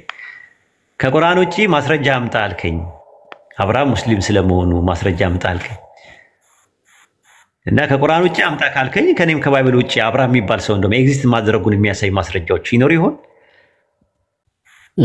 ከሙሴ በፊት በነበረ መዛግብት ከኦሪት በፊት ምናልባት መጽሐፍ ሄኖክም ሊሏችሁ ይችላሉ። ግን አያስኬድም፣ ብዙም የሚያዋጣ አይደለም ራሱ ማለት ነው። መጽሐፍ ሄኖክ ደግሞ በፊት የነበረ ነው። እንዴት በኋላ ያለውን እንትን ያለን የጠየቁት በኋላ ስላለው አይደለም። ያ ትክክል። እንግዲህ ያ ቃል ባይዘዌ ልጁ ያ ቃል ተውራት፣ ኢንጂል፣ ዛቡር የሚባሉ ለነቢያቶች የተሰጡ መጽሐፍ እንደሆኑ ቁርአንን ያነበበ ይመስለኛል። ሶ ተውራት፣ ኢንጂል፣ ዛቡር መጀመሪያ ነበሩ እንጂ ቁርአን እነሱ መሃል ላይ ኦር ቁርአን ከተውራት ከዛቡር ከኢንጂል በፊት ነበረ፣ እንደዚህ ነበረ፣ ለነቢያቶች ተሰጥቶ ነበር የሚል አስተምሮ ቢሆን ኖሮ ወደ ኋላ ሄዶ መረጃ አምጥቶ ይኸው ብሎ መስጠት ይቻላል። ሎጂኩ ራሱ በእርግጥ ግልጽ ነው፣ አያስኬድም። አዲስ ኪዳን ብሉይ ኪዳን ከመኖሩ በፊት ነበረ ወይ ብሎ እንደመጠየቅ ማለት ነው። የዘመን ልዩነት ነው። ክርስትና 2000 ዓመት ሆኖታል። ቁርአን እና እስልምና የቁርአን አመጣጥ 632 ላይ ነው። ሶ ከ2000 ዓመት በፊት ከክርስትና በፊት ክርስትና ነበር ወይ ብሎ እንደመጠየቅ ማለት ነው። ክርስቲያኖች ነበሩ ወይ አማኞች ክርስቲያኖች ነበሩ ወይ ብሎ ብሉይ ኪዳን ላይ እንደመፈለግ ነው። እና አያዋጣም። ይሄ ያካሄድ መንገድ ምንም ሄደ አይደለም። በደንብ ነው የመለስክለት። ልጁ እንትን ነው አይሳደብም ምን አይልም፣ ግን አያዳምጥም። አለማዳመጥ ብቻ ሳይሆን ኖርማል ሎጂክ መረዳት አይፈልግም። ሎጂካል ነገሮች ማለት ነው። ጥያቄ ጠይቅህና ግን በቃ አሁን በቀደም ገባና እንደገባ ጥያቄ ካው ግን ባይብል ውስጥ እንዳትገባ አለኝ። ገና እኮ ምንም ጥያቄ ሳይጠይቀኝ ነው ባይብል ውስጥ እንዳትገባ፣ ስለ ክርስትና ምንም ነገር እንዳታወራ፣ ቀጥታ የምትመልስልኝ ከቁርአን ብቻና ብቻ ነው አለ። አንዳንዴ ኮምፓራቲቭ የሚያስፈልገው ነገር አይ በፍጹም አለ። አይ ቤቱ የኮምፓራቲቭ ሪሊጅን ነው። ስለዚህ ከተቻለ ኮምፓራቲቭ ሪሊጅን እንትን ነው መሆን ያለበት እና ፈጣሪ ስለመኖሩ ማስረጃ ከቁርአን ውጭ አምጣ ይለኛል አንዱ። ከዛ ወይ ኤቲስት ነህ ስለው ክርስቲያን ነኝ አለ። በፈጣሪ መኖር ታምን የለ እንዴ አንተ እለዋለሁ። አዎ ግን በቃ መልስ ነው የምፈልገው፣ ክርስትናን ሳትነካ መመለስ አትችልም ይለኛል። እኮ መመለስልህ ከቁርአን ውጭ ነው ከጠየቀኝ። ፈጣሪ ስለመኖሩ ከቁርአን ውጭ ማስረጃ አምጣ ስትለኝ አንተ ክርስቲያን ሆነ እኔን ከቁርአን ውጭ አምጣ እንዴት ትለኛለህ? ራሱ ኦልሬዲ ለምን የኤቲስት ጥያቄ ትጠይቀኛለህ? ይወጣል። እነሱ የሚያስቡት ምንድነው? መልስ የላቸውም ለማስባል ብቻና ብቻ ነው የሚያስቡት። ከዛ አንፃር ነው እንትን የሚሉት እና ያሳዝናል። ሌላ ደግሞ አንድ ያነሳው ነገር ነበረ። ቁርአን ራሱን ችሎ አይቆምም የሚል። ቁርአን ራሱን የቻለ መጽሐፍ ነው። ራሱን የቻለ ቁርአን ማለት ራሱን የቻለ መጽሐፍ ነው። ራሱን የቻለ መጽሐፍን ራሱን ችሎ አይቆምም ማለት ራሱ በጣም የሚገርም ነገር ነው እኮ። ጥያቄ እኮ ከቁርአን አይደለም የምፈልገው ደግሞ አለኝ እኮ። ከቁርአን አይደለም የምፈልገው ከቁርአን በፊት ነው እያለ እየነገረኝ ቁርአን ራሱን ችሎ አይመልስም ወይ እኮ ይለኛል ተመልሶ። የሚገርመው ፓርት እሱ ነው።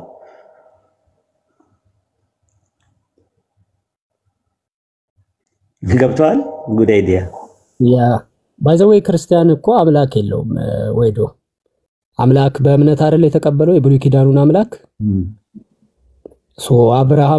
የአብርሃም ልጆች እንደውም የሚባሉት ኢስማኤልና ይስሐቅ ናቸው። የመገረዝ ስርዓትና ቃል ኪዳን አንድን አምላክ የማምለክ ቃል ኪዳኑ የተጀመረው በአብርሃምና በኢስማኤል ነው። ኢስማኤል ደግሞ አረብኛ ቋንቋ ነው የሚናገረው እንጂ የብሪው ቋንቋ አይናገርም። እነዚህ የአብርሃም ልጆች አንድ አምላክን የሚያመልኩ ናቸው። ቀደምት የነበሩ ናቸው ይታወቃል። ግን ክርስቲያኒቲ የሚባለው ከአብርሃም ዘር ውስጥ የለበትም። በእምነት ነው የአብርሃም ልጅ ተብሎ የሚጠራው። በእምነት ነው የአብርሃሙን አምላክ ያመነው። ስለዚህ ቀደምት የነበረ ነው። ከአብርሃምም ጀምሮ እስልምና የነበረ ነው። የእስልምና እምነት አንዱን አምላክ ማምለክና መገዛት፣ ሙስሊም የሚለው ደግሞ ታዛዥ መሆን፣ ለአንዱ አምላክ መታዘዝ፣ አንዱን አምላክ ማመን የነበረ ነው። ከአብርሃም ጊዜ ከአብርሃምም በፊት ከአዳምም ጀምሮ አዳምም እንዲሁ ያደርጉ የነበረ ነው የሚል ነው የእስልምና አስተምሮ ያለው። ያንኑ የነቢያቶች የነበረውን ቀደምት ነቢያቶች የተላከላቸው መልእክታቶች እስልምና ያምናል፣ ይቀበላል። ያ መልእክት ደግሞ ምንድነው? አንዱን አምላክ ማምለክና መገዛት የሚለው መልእክት ነው። ይሄንን ነው የሚቀበለው። ሂስቶሪካሊ ግን አይሁዶች የራሳቸውን ዘር የሚቆጥሩ ስለሆነ ኢስማኤል ላይ አትኩሮት መስጠት አይፈልጉም። አላህ ላይ አትኩሮት መስጠት አይፈልጉም። ያውቃሉ አላህ የሁሉ ዩኒቨርስ ፈጣሪ እንደሆነ እና ከራሳቸው ጋራ ከሚያመልኩት አንድ አምላክ ከሚሉት ጋራ አንድ እንደሆነ ያምናሉ፣ ያውቃሉ። ግን የራሳቸውን አስተምሮና ትምህርት ስላላቸው በዛ መንገድ ነው የሚሄዱት። ምንድነው? በፊት ለአይሁዶች ነቢያቶች ተልኮላቸዋል፣ መጻሕፍት ተልኮላቸዋል ብሎ እስልምና ያምናል። ይሄ እምነት ነው፣ ይታመናል። ግን በፊት በነበሩት መጻሕፍት እስልምና አይመራም። ምክንያቱም ከዛ በኋላ ከቄጡራም እንደወለደ ያው ባይብል ላይ ይናገራልና በዋነኝነት ያው ቅድም በእምነት የሚለውን ነገር ወንድማችን ሲናገር ነው ክሊክ ያደረገኝ ነገሩ። በእምነት የሚለው ነገር የእስማኤልን ሳይሆን የይስሐቅን ነው የሚመለከተው ብዬ ነው። የምኑ የእምነት አብርሃምም አመነ ጽድቅም ሆኖ ተቆጠረለት የተባለው ነገር ፉልፊል ያደረገው በእስማኤል ሳይሆን በይስሐቅ ግንድ ነው። የእስማኤል እምነት አይደለም፣ ጀስት በመሳሳት ነው የወለደው እስማኤል። ሳይሆን በመለኮታዊ ዕቅድ ነው እንጂ እሺ ተብሎ ተፈቅዶ አይደል እንዴ? ተባርከዋል፣ ቡራኬ ተቀብለዋል፣ ኪዳን ተቀብለዋል፣ የተለያየ ነገር ተቀብለዋል ራሱ ማለት ነውና አብርሃም አወላለዱን ነው ምን ቃል ኪዳን የለውም ብዬ ነው። አወላለዱ ላይ አለው ራስ ቃል ኪዳን ገብቷል እኮ። አይ ያው ቃል ኪዳን በኋላ ነው ከተወለደ በኋላ ነው። ቃል ኪዳን ከመወለዱ በፊት የተነገረለት ነገር የለም አለ እንጂ አለ ራሱ ምን አለ ምን ስሙ ማን ነው? ራሱ ልጁ ራሱ ታጋር የተወለደ ልጅ ስሙ ማን ነው? እስማኤል ነው። እስማኤል ማለት ምን ማለት ነው ትርጉሙ? አላውቀውም። ጸሎቴን ሰማኝ ማለት ነው አይደለ? ጸሎቴን ሰማኝ። ኦኬ አዎ። እስማ ማለት መስማት ነው። ኤል ማለት አምላክ ጸሎቴን ሰማኝ ማለት ነው። አብርሃም ምን ብሎ ጸልዮ ነበር ከመወለዱ በፊት? አብርሃም ምን ብሎ ጸልዮ ነበር? 15 ላይ ምዕራፍ 15 ላይ 12 ላይ በቤቴ ያለ ኤሌዘር ሊወርሰኝ ነው ብሏል። እሺ ከዛስ ምን አለው? አይወርስም እግዚአብሔር አይ ከዚህ ይሄ አይደለም የሚወርስ ከወገብ የሚወጣው ነው አለው። አዎ ከወገቡ የሚወጣው ልክ ስለ እስማኤል ምን ብያለሁ አለው። ስለ እስማኤል ጸሎትን ምን ብያለሁ በኋላ ላይ ነው ሰምቻለሁ። አዎ ሲወለድ ደግሞ ባረከው ብቻዋለሁ አለ አልባረከው? አዎ ከተወለደ በኋላማ አምናለሁ ነው እሱን እቀበላለሁ እኮ። ግን ከመወለድ በፊት እኮ እንትን ነው እስማኤል ለምን ተባለ ነው ጥያቄው። እስማኤል የተባለ ጸሎትን ሰምቻለሁ አለ። ምን የሚለውን ጸሎት ነው የሰማው ሲባል ልደቱ የሚወጣውን የሚባረክ ዘር እንዳለ ነው። ስለዚህ ከመምጣቱ ከመወለዱ በፊት መጀመሪያውኑም ለአብርሃም ቃል በተገባለት መሰረት ነው የሕፃን ልጅ የመጣው እንጂ ዝም ብሎ በግብር የመጣ አይደለም። አይ እንዴ በዘርህ ያለው ምዕራፍ 14 ላይ ደግሞ በዘርህ አሕዛብ ሁሉ ይባረካሉ። ዘርህ ብሎ ያለው ለአንድ ነው ብሎታል። ለአንድ ነው አንድ ነው፣ እሱም ክርስቶስ ነው ይለዋል በኋላ ላይ። አዎ እሱማ እንትን ነው ዘፍጥረት 22 ገላትያ ላይ ሲያስረዳው ማለት ነው። አዎ 22 ይስሐቅን ነው የባረከው በዛ ግንድ። ያ የእምነት ግንድ የይስሐቅ ነው። የእስማኤልን አይመለከተውም። እስማኤልን አይመለከትም። ምክንያቱም እስማኤል የአብርሃም የስተት ልጅ ነው።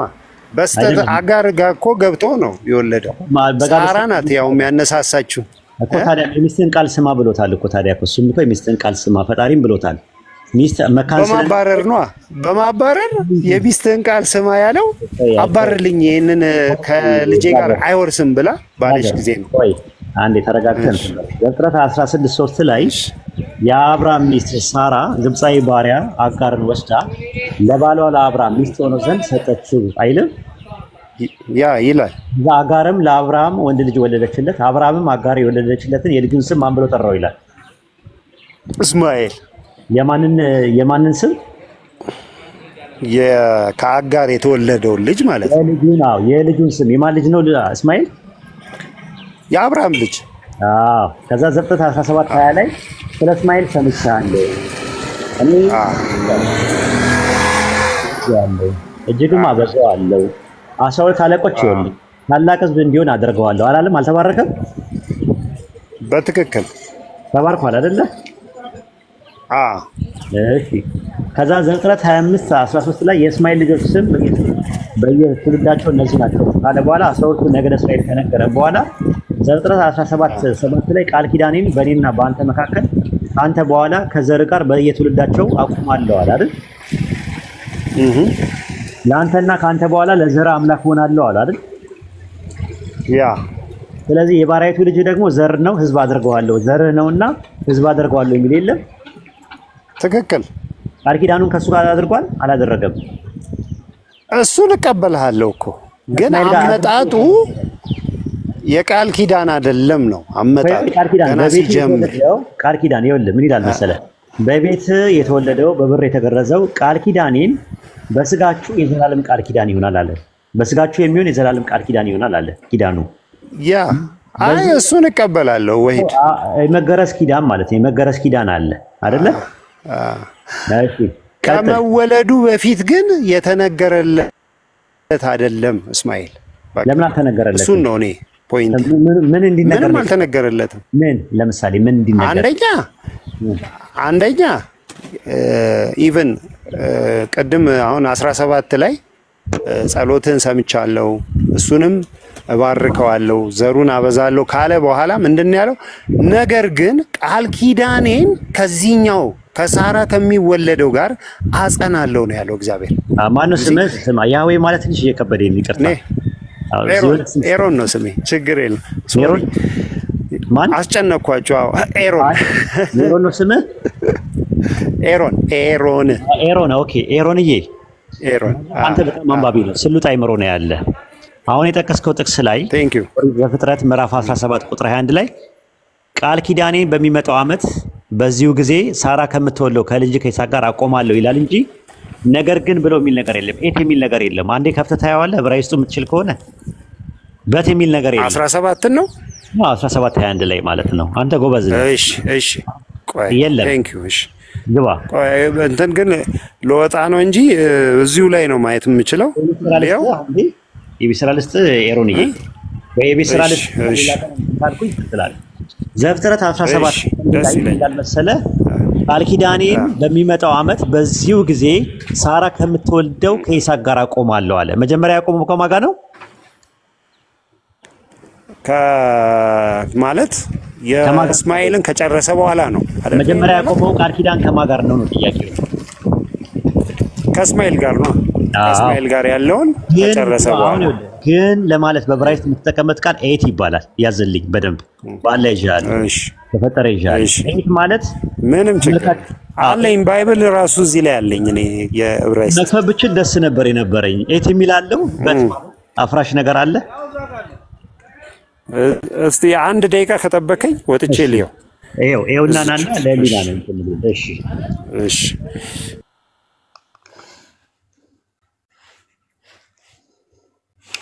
እና ስሚዞዬ ቆይ አድሚንነት ሁሉንም አንስቻለሁ። ቅድም እያስተማርኩኝ እያስገቡ አውቀው ሲያስጮህብኝ ነበር። ትምህርት ተቋርጦላ ነበር በእነሱ የተነሳ። አጠቃላይ ሁሉም ተነሱ። ድምጼ ርቋል እንዳይሰማም እንዴ? አሪፍ ነው ወይዶ። እሺ አሰላሙ አለይኩም ወራህመቱላሂ ላውራ። ቆይ አንዴ እንግዳም ስላለን ይቅርታ። እሺ ወአለይኩም ሰላም ወራህመቱላሂ ወበረካቱ። እናስተናግዳ። ስሚዞ ከፈትለት ዘፍጥረት ላይ ዘፍጥረት 17 ላስፋ ተመለስ ኤሮንዬ፣ እሱ ያከፍታል። እሺ፣ ደስ ይለኛል። እሺ፣ አዎ እንደዛ ይሻላል። ያው እንዳየሁት ቤሪዝ የሚል ነው የሚለው ኤት የሚለው ኤት በት የሚል ነገር አለው። አፍራሹ ቤት ኤት የሚል ኤት ማለት በነገራችን ላይ አፍራሽ ነው። ጥቅስ ልስጥህ እንዴ አፍራሽ መሆኑን ኢዝ ኦኬ። አይ እኔ አምናለሁ፣ ችግር የለውም። ስሚዝ ይፈትልና ሰውም ይማርበታል። አዎ ዘጠኝ 3:3 ላይ መጀመሪያ ከታለፈና ኤት የሚለው ቃል አፍራሽ እንደሆነ ነው። በዕብራይስጥ በት ለማለት በዕብራይስጥ ዩ ነው የሚጠቀመው። እዚህ ጋር ያለው ኤት ነው የሚለው፣ ግን እዚህ ጋር በዕብራይስጥ አፍራሽ ከሆነ ዩ ነው የሚለው። ዩ የሚል ነገር የለውም ራሱ። ዘጠኝ 3:3 ላይ ከፈትለት አንድ ጊዜ ስሚዝዬ። እሺ ባይብል ሀባ እሺ ከፈትለትና እንየው አንዴ ታብሌት እንተኛ። እሺ ዘፍጥረት 3:3 ላይ መጀመሪያ አንተን ቃሉን ነው በት የሚለው ቃል በዕብራይስጥ ዩ ይባላል።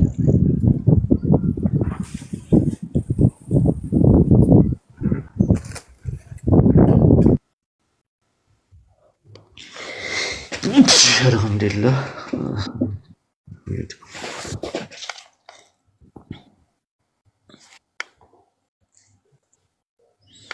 እምቢ አለ ስሚዘው። እሺ እየከፈትኩ ነበር። ዘፍጥረት 3:3 ላይ ባይብል ሀብ እንትን ዕብራይስጡን አድርግለት አንዴ። እሺ ምን ይላል እዚህ ጋር? በት የሚለው መጀመሪያው የለም። መጀመሪያ ሲጀምር በት ወፍ ነገር የለም። አዎ በት ለሚለው ቃል የዕብራይስጡ ዩ ነው የሚለው መነሻ ቀጥያው ላይ ይታያል። ዩ የሚል ነገር የለም። ኤሮንዬ እስቲ አንዴ ያ አየሁኝ። ዩ ማለት ምን ማለት ነው? ዩ ማለት ምን ማለት ነው? አሁን እንዳልከኝ ያው በት ነው ብለኛል። አፍራሽ ነው። አሁን እዛው ዘፍጥረት አንዳንድ ላይ አንድ ነገር ላሳየ። በጣም አንዳንድ ላይ ኤት ማለት ምን ማለት እንደሆነ ኤት ማለት ተመልካች ውስጥ መስተምር ነው በዕብራይስጥ እንጂ አፍራሽ አይደለም። ዘፍጥረት አንዳንድ ላሳየ በዕብራይስጥ ኤት ተብሎ አፍራሽ የሚባል ነገር የለም። አሁን ዘፍጥረት አንዳንድ ኦሪት ዘፍጥረት ምዕራፍ 1 ቁጥር 1 ላይ በረሺት ባራ ኤሎሂም ኤታ ሸማኢም ወኤታ አሬስ ይላል። በመጀመሪያ ኤሎሂም ሰማይና ምድርን ፈጠረ ይላል። እዚህ ጋር ኤት የሚል ነገር አይታየም። እዛ ጋር ኤት የምትል ከሃሸማኢም ከሚለው በፊት ኤት የሚል ነገር የለም፣ አይታየም። ያ አለች። ኤት ማለት ትርጉሙ ነው፣ ዘ ማለት ነው በእንግሊዝኛ። እሺ ዘ ነው። ኦኬ እዛ ዘፍጥረት 17:21 ላይ ግባለት። አሁን ስሚዝዬ ኢንሻአላህ ኤሮንዬ ዛሬ ሻዳም ልትይዝ ትችላለህ፣ አይታወቅም። እንግዲህ ፓስተር አይደል? በነገራችን ላይ ነኛ ፓስተር ነው ሲሉ ሰምቼ ነው ላረጋግጥ ብዬ ነው። ፓስተርዬ እንግዲህ ብዙ ነገር ነኝ እናፈስፋለን። 17 ስንት ሰበክ ታደርገናለህ። 17:1 ላይ 17:21 ላይ ችግር የለም 17:21 ላይ ዘፍጥረት 27 እዚህ ጋር ያው ቃል ኪዳኔን ይላል። ቃል ኪዳኔን ይላል ለሚለው ቃል ወኤት ነው የሚለው። ሲያስቀምጡት በት ብሎ አስቀምጠውታል። ወኤት ወ ማለት ቨ ማለት ነው በዕብራይስጥ። ቨ ማለት ኤንድ ማለት ነው። እና ማለት ነው። ኤት ማለት ደግሞ ዘ ማለት ነው። ዘ ገብቷል። ዘ ተብሎ ነው የሚነበበው እንጂ በት ተብሎ አይነበብም። አውቀው እነሱ ተረጉሙት በት ብለው ስለተረጎሙት ነው ላንተ የተቸገርከው። ገብቷል። ያንግ ሊተራል ትራንስሌሽን ሲያስቀምጥ ኤንድ ማይ ኮንቨናንት አይ ስታብሊሽ ዊዝ ኢሳቅ ይላል። በተመሳሳይም ከኢሳቅ ጋር ቃል ኪዳኔን አደርጋለሁ አለ። መቼ? የዛሬ ዓመት ነው ማድረገዋል። ዛት ሚንስ የዛሬ ዓመት ከኢሳቅ ጋር የሚያደርገው ቃል ኪዳን ልክ በተመሳሳይም ከእስማኤል ጋር ቀደም ብሎ እንዳደረገው ነው። ከእስማኤል ጋር ባደረገ በዓመቱ ደግሞ ከኢሳቅ ጋር አብሮ እንደሚያደርግ ነው የሚያሳየው እንጂ በት የሚለው አፍራሽ እዚህ ትርጉም ላይ የለም። ቃል ኪዳኔ በሚመጣው ዓመት በዚሁ ጊዜ ሳራ ከምትወልድልህ ከኢሳቅ ጋር አቆመዋለሁ አለ። ኦሪት ዘፍጥረት ምዕራፍ 21 ቁጥር 4 ላይ አብርሃም ልጁን ይስሐቅን አምላክ እንዳዘዘው በስምንተኛው ቀን ገረዘዋል። የሐዋርያት ሥራ ምዕራፍ 7 ቁጥር 8 ላይ የመገረዝ ኪዳን ሰጠዋል። እንዲሁ ይስሐቅን ወለደ፣ በስምንተኛው ቀን ገረዘው። ይስሐቅም የያዕቆብም 12ቱ የአባቶችን ነገድ እያለ የኪዳኑ ነገር በአብርሃም በይስሐቅ በያዕቆብ እያለ ሲመጣ ነበር። ከዛ ደግሞ በዛኛው መስመር ደግሞ እስማኤልም ተገርዞ የኪዳን ነገር ኖሮ አረቦችም የመገረዝ ኪዳን ያላቸው ስለሚገረዙት የነበረው ከአንድ አምላክ የመጣው ትምህርት ይዘው ተመስጥምንት ተብሎ ነው። ያ ነው የግርዘት ስርዓቱ ራሱ የመጣው የነበረው ማለት ነው። ዘፍጥረት 21 ላይ እስማኤል በፋራን ምድረ በዳ ተቀመጠ ይላል አይደለ ኤሮን? ያ ፋራን የት ናት ያለችው? ፋራን ምድረ በዳ ሳውዲ አረቢያ። ሳውዲ አረቢያ። ዕንባቆም ምዕራፍ 3 ቁጥር 3 ላይ ቅዱሱ ከፋራን ተራራ ይመጣል ይላል። ማን ነው የሚመጣው? ማን ነው ከፋራን? እሷን ነገር በደንብ ወይድ ቼክ አድርጊያታለሁ። እሷን ነገር እሺ፣ እሷ ነገርን እንደው ትንሽ እንዳብራራልህ ከፈቀድክልኝ ይቻላል።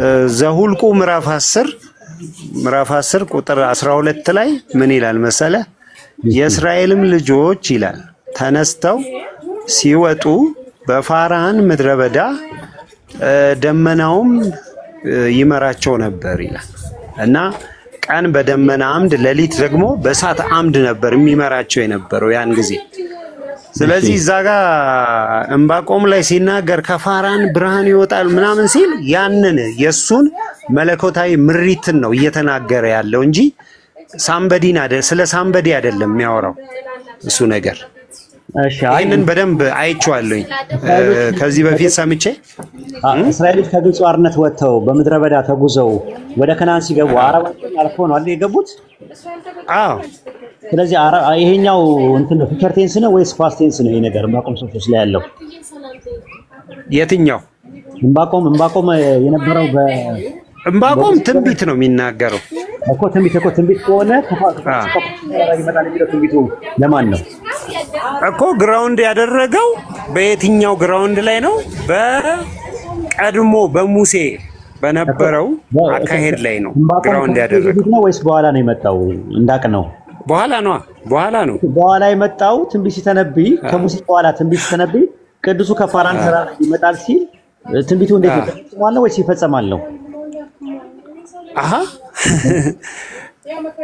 እሱማ ትንቢት እኮ ነው፣ ወደፊት የሚሆን ነገር ነው የሚናገረው። ከፋራን ተራራ የሚመጣው ማን ነው ትንቢቱ ላይ? እግዚአብሔር ነው። ኦኬ ጥሩ። ከአረብ ሀገር የሚመጣው እሱ ነው? እግዚአብሔር ነው የሚመጣው? ኖ እዛ ቦታ ላይ ገብቷል። በደመና አምድና በእሳት አምድ ስለመራቸው ያንን እያሰበ ነው የሚናገረው ዕንባቆም ትንቢቱን የሚናገረው። እንዲገባኝ ነው የሚመጣው አሁን ነው አልከኝ። ወደፊት ከፋራን ወይም ደግሞ ከሳውዲ አረቢያ የሚመጣው እግዚአብሔር ነው እያልከኝ ያለው ይመጣል፣ ግን እግዚአብሔር ነው። ስለ ቦታው አይደለም ትንቢቱ፣ ስለ ቦታው አይደለም እየተናገረ ያለው፣ ስለ ምሪቱ ነው እየተናገረ ያለው እኮ። ከፋራን ተራራ ይመጣል። ቦታውን የተጠቀመው ፋራን ጋር እስራኤላውያን በደመና አምድና በእሳት አምድ እንደተመሩ ስለሚያውቅ ነው። ያንን ነው እያንጸባረቀ ያለው እንጂ ስለ ሳምበዲ አይደለም ነው። እኔ አርጉመንቴ ነው። ማን ነው የሚለው በኋላ ላይ እንመጣበታለን። መጀመሪያ ላይ ቦታው ላይ እንስማማ። በትንቢት በሚለው ተስማምቶ ከፋራን ተራራ ይመጣል ሲል ፋራን ከሚለው መነሻ ቅጥያ ላይ ከሚል ፕሪፖዚሽን የለም፣ መስተዋደድ የለም። አይ ይገባኛል። እሱ ምንም እኮ አርጊው ማደርገው ነገር የለም እሱ ላይ። አንዴ እንትን በሉልኝ፣ ተረጋግታ ባውራኝ ፕሊስ። ማራ ኢምፖርታንት ስለሆነ እርማትም ከሆነ እንታረማለን፣ መማማር ከሆነ ገፋል። ዕንባቆም 3 በጣም ጥሩ። ቅዱሱ ከፋራን ተራራ ይመጣል ሲል የሚመጣው ከፋራን ተራራ ያለው ከሳውዲ አረቢያ ውስጥ የሚመጣው እግዚአብሔር ነው። ዕንባቆም የሚናገረው ስለ ቦታው አይደለም፣ ከቦታው የሚነሳ ነገርን አይደለም እየተናገረ ያለው። ከዚህ በፊት እንደነበረና እንደዛ አይነት ምሪት ለህዝቡ እንደሚያደርግ ነው የሚናገረው። ግን አይወለ ከፋራን ተራራ ነው ይመጣል የሚለው እኮ ኤሮንዬ፣ እንዴት ላድርገው? ከፋራን ተራራ ይመጣል። ልክ ነህ እኮ፣ ትክክል ነው።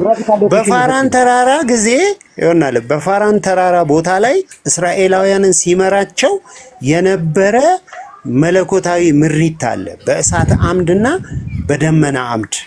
ግን በደመና አምድ እንደዛ አይደለም። ከፋራን ተራራ ይመጣል ነው የሚለው። ፋራን ተራራ የሚለው እሱ በእንትን ነው እኮ በተምሳሌትነት ነው እየተናገረ ያለው። ኦኬ ገብቷል። በዛ ጊዜ የነበረውን ነው እያንጸባረቀ ያለው። እያንጸባረቀ አይደለም፣ ትንቢት ነው ብለኛል። ፋራን ተራራ ትንቢት ነው እኮ። ፋራን ተራራ የት ነው ያለው? ሳውዲ አረቢያ። ያን እስራኤሎች ሲሻገሩ በፋራን ተራራ አለፉ ሲል ፋራን ተራራ የሚለው ጂኦግራፊካል ሎኬሽን አይደለም ነው? እሱን እስማማለሁኝ። እሺ ከፋራን ተራራ የሚለው ፋራን ተራራ እዚህ የሚለው ጂኦግራፊካል ሎኬሽን ነው አይደለ? ትክክል። ይሄ አሁን ጂኦግራፊካል ሎኬሽን ከሳውዲ አረቢያ እግዚአብሔር በለው ተው ችግር የለውም። እግዚአብሔር ከሳውዲ አረቢያ ይመጣል። ትንቢቱ እንደዛ አሁን በዛ አይደለም ነው ትንቢቱ ስለ ቦታው አይደለም ነው። ቦታውን የተጠቀመው ገባኝ። ቦታውን የተጠቀመው ለምንድን ነው መሰለ? እዛ ቦታ ላይ የተፈጸመውን የእግዚአብሔርን መለኮታዊ ምሪት ለማስረዳት ነው። ምን ማስረጃ አለ? ቦታው አሁን ምንም ጥቅም የለውም። ቦታው የትኛውም ቦታ ማለት አገሪም ስቀኛ ወደፊት ሳወራ ከሰዎች ጋር ሳወራ ማን ነው የነገረ ቢባል ኤሮንዬ እንድል አልፈልግም። እስቲ ማስረጃ ስጠኝ እንደዛ ያልከበት ራስና አተርጓጉ። ምንድነው መሰለ? አሁን ትንቢቶች ሲነገሩ ማለት ነው ግራውንድ የሚያደርጉት እዛው ያሉበት ማህበረሰብ የተጠቀሟቸውን ነገሮች በመጠቀም ነው ትንቢቶች የሚናገሩ። ነቢያቶች አብዛኛዎቹ የነቢያቶችን ስርዓት ስታየው እንደዛ ነው አሁን የጠየቁት የሚናገሩበት ማለት ነው። ፋራን ተራራ የሚባለውን ጂኦግራፊካል ሎኬሽን ኢላስትራቲቭ እና ፊገራቲቭ ሲምቦሊካል እና አልጎሪካል አድርጎ የተጠቀመበት እስቲ ኮሜንተሪ ስጠኝ። እንትኑ እኔ ያየሁት የትኛውን መሰለ? ዘውልቁ 10:12 ላይ ያለው ፋራን ተራራ የተባለው ጂኦግራፊካል ሎኬሽን ሲምቦሊካል እና አልጎሪካል ኢላስትራቲቭ እና ፊገራቲቭ ነው ብሎ ኮሜንት ያደረገ አንድ ኮሜንተሪ ስጠኝ ያልኩ እንዳቅ ምናምን ከኪስ ማለት እሱ ነገረኝ ብል ማንንም አያምነኝም። ከዚህ በኋላ ኤሮን ነገረኝ ቲክቶክ ላይ መጥቼ ቤቴ መጥቶ ነገረኝ ብዬ ማስረጃዬ አንተ መሆን የለበትም። አንተ የምትሰጠኝ ነገር ነው መሆን ያለበት። ስለዚህ የምትሰጠኝ ነገር ከአንተ ከኪስ ሳይሆን ማስረጃ ስጠኝ። እየጠበቅኩ ነው። እኔ የምሰጥህ ዘኦንሊ ዘሁልቁ 10:12 ነው። እንግዲህ አንደርስታንድ አንተ ማድረግ ከቻልክ ትሏል። መጨናነቁ ጥሩ አይደለም ማለት ነው። እንትን ላይ ይመጣል ለሚለው አምላክ ከቴማን ይመጣል፣ ቅዱሱ ከፋራን ተራራ ይመጣል ይላል። ቅዱስ የሚለው መነሻ ያለ በሚል መተጻምር አለ አይደል? ቅዱስና አምላክ ማን ናቸው? ሁለቱ በመተጻምር የተለዩት እሱን ልዩነቱን አላየሁትም። ልዩነቱን ስራ ልስተ በሚል ኮፕላቲቭ ኮንጃክሽን ይጠቀማል፣ መስተጻምር ይጠቀማል። አንድ እሱን ያዝልኝ። ያቮ ማለት ምን ማለት ነው ትርጉሙ? ያቮ እዚሁ ላይ ዕብራይስጥ ነው። ባቆምቶስ ላይ ይመጣል ለሚል የተቀመጠው ቃል ያቮ ነው። ያቮ ምን ማለት ነው ትርጉሙ? አላየሁትም፣ በዕብራይስጥ አላየሁትም። ባይዘው 18:15 ላይ ሙሴ አማቱን እንዲህ አለ፣ ህዝቡ አምላኩን ለመጠየቅ ወደ እኔ ይመጣል አለ። ወደ እኔ ይመጣሉ ነው የሚለው፣ ያቮ ነው የሚለው አይደለ? ኦኬ። ስለዚህ አሁን እዛ ጋር ይመጣሉ የተባሉት ማን ናቸው? ባቆም 3:3 ላይ አምላክ ከቴማን ቅዱሱ ከፋራን ተራራ ይመጣሉ ይላል። ማን ናቸው የሚመጡት? እንግዲህ እሱን ልዩነት አላየሁትም በእውነቱ። ኤግዛምፕል ሌላ ልስጥ። አያቸዋለሁ ልዩነቶቹን በደንብ አያቸዋለሁ። አንደኛ ሳሙኤል ምዕራፍ 26 ቁጥር 7 ላይ ዳዊትና አቢሳም ወደ ህዝቡ በሌሊት መጡ ይላል። መጡ ለሚልበት የተጠቀመ ቃል ምንድን ነው? አይ በዕብራይስጥ ብዙም እኮ ወሂድ እኛ በዕብራይስጥ ኬት እንትን እንሏለን፣ ሲያስፈልግ ብቻ ነው የምናየው። ሁለተኛ ነገሥት ምዕራፍ 4 ቁጥር 6 ላይ ለባሏም በእኛ ዘንድ ሁሉ ጊዜ የሚያልፈው ቅዱስ የአምላክ ሰው እንደሆነ አውቃለሁ አለች። ማንን ነው ቅዱሱ ያለችው?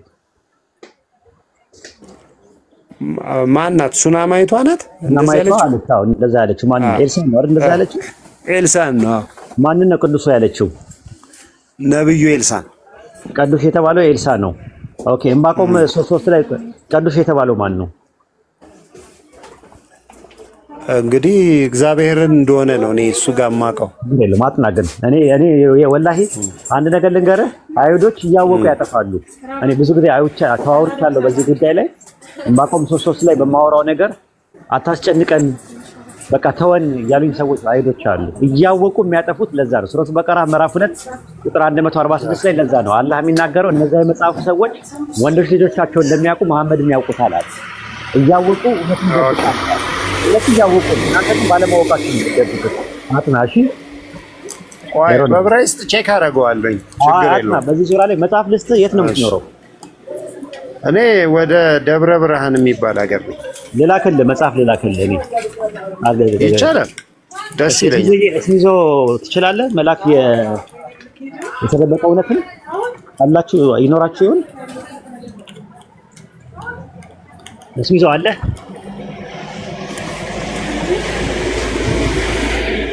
አለ ሰላም ሄዶ ይሆናል። ማን አለ አዲስ አበባ የሚኖር ሰው እስቲ ከመካከላችሁ ወርታች የሚኖር ሰው አለ ታች አዲስ አበባ የሚኖር ሰው ላስቸግራችሁ እናና አገናኝና ደብረ ብርሃን እንዲልኩልህ አደርጋለሁ። እሺ ወይድ ከቻልክ አንድ ሁለት ደቂቃ የሆነ ነገር በለን የምታምነው ከፈለክ ኢየሱስ ያድናል በለን ስብከት ደስ ጥሪ የዓለም ሁሉ ኃጢአት የሚያስወግድ እግዚአብሔር መክ ደስ የሚል ነገር እኛ ቤታችን ስብከት እጥረት አለ ራሱ እና ደስ ያለን አንድ ሁለት ደቂቃ ወሰድና የሆነ ነገር በለን ማጠቃለያ ሰራበት ደስ ብሎ። እሺ በጣም ደስ ይለኛል። ቴንኪው። ያው ዓለም ሁሉ ሊድን የሚችለው በኢየሱስ ክርስቶስ በማመን ነው። ኢየሱስ ክርስቶስን ማመን ሲባል ኢየሱስ ክርስቶስ የሰራለትን ስራ ለኔ ነው የሰራው ለኔ ነው ያንን ያደረገው ብሎ መቀበል ነው። ይሄ ደግሞ የዘላለም ሕይወትን ያስገኛል። ማንም በእርሱ ሲያምን መዳን ይችላል። አረማዊ የለም፣ እስኩቴስ የለም፣ አይሁዳዊ የለም፣ ባሪያ የለም፣ ጨዋ የለም። ማንም ሰው በየትኛውም ሁኔታ ውስጥ ቢሆን ማለት ነው ይሄ ኢየሱስ ክርስቶስ ወደ እረፍታችሁ ኑ ይላችኋል። እያንዳንዱ ሰው አክሴፕት አድርጎት ይሄንን ጌታ ወደ ልቡ አስገብቶ መዳን ይችላል። በጣም አመሰግናለሁ። እግዚአብሔር ይባርካችሁ። ተባረኩልኝ። አእምሯችሁ ይባረክ፣ መንፈሳችሁ ይባረክ። በኢየሱስ ክርስቶስ ስም እግዚአብሔር መንፈሳችሁን ያብራላችሁ። ተባረኩ። አመሰግናለሁ። ወሂድ እኛ እንደውም አንድ ደቂቃ ልንመረቅልን ነበር። እንደውም አንድ ደቂቃ እንደውም ተርፋለ ራሱ ማለት ነውና እንደውም በርታ አላህ በርታ አላህ ይደስ አንተንም ላይላህ ኢላላህ የሚለውን ገመድ ልትከተል ያንን ተልቀጥለን ታከጃለን እንደምን ፈልጋለን። በርታ ተበራታ። አላህ ካንተ ጋር ይሁን። መልካም ጊዜ ይሁን። አሜን። እሺ ላንተም እሺ ጥያቄ ነበረኝ ወገናችን ካልወጣ ወጣ ሳልጠይቅ ግን ሰላም አለይኩም በመጀመሪያ አለይኩም ሰላም ወራህመቱላህ። ስጠራሽ እኮ ቅድም አሰሚም ስራ ላይ ነበርሽ መሰለኝ። አዎ ስራ ላይ ነበርኩ ገና መጣሁ። እንኳን ደህና መጣሽ። አንተ የሆነ ነገር ማለት የምትፈልጊ ከሆነ ነይ በይ። የሆነ ልትወጡ ነው? አይ በይና እንወጣለን። ራሱ ጁማ እኔ ከአንድ ሰዓት በኋላ እንትን አለብኝ ጁማ አለብን። ጁማ እንወጣለን ግን ማረፍም አለብኝ። ያው ከጠዋት ጀምሮም እርቀ ሰላም ለማካሄድ ቤቱን የከፈትነው ለዛ ነበር። በዛው ደርስ ነበር ደግሞ ዓርብ ቀን የስላሴ ማጠቃለያ ትምህርት ነበረ። ከዛ አንፃር ነው። ግን የሆነ ነገር ማለት የምትፈልጊው ነገር ካለ በይንና ኢንሻአላህ እናጠቃለን። ልሰብክ ነው ወንጌል ልሰብክ ነው። ዛሬ ጁምዓ ነው። ወንድ ቤት መስገድ የለበትም። ብዙም አልሰብኩም። 2 ደቂቃ ወንጌል ልስበካችሁና ትዘጋላችሁ። ወገናችን ያው ጥያቄ ሳልጠይቀው ነው የወረደው። በኢየሱስ ማመን ብሏል። ኢየሱስን ምን ብሎ በማመን ነው የሚዳነው የሚል ጥያቄ ለመጠየቅ ነበረ። ኢየሱስን ጌታ ነው ብሎ በማመን ብሏል። በነገራችን ላይ መጽሐፍ ቅዱስ ላይ ብዙ ጌቶች አሉ። አብም ጌታ ነው፣ ኢየሱስም ጌታ ነው።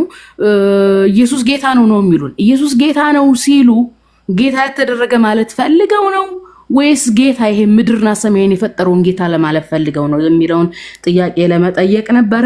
ኤኒዌይስ መጽሐፍ ቅዱስ ላይ አንድ ዓለምን የፈጠረ ዋነኛ ምድርና ሰማይን የምድር የሰማይ ጌታ አለ።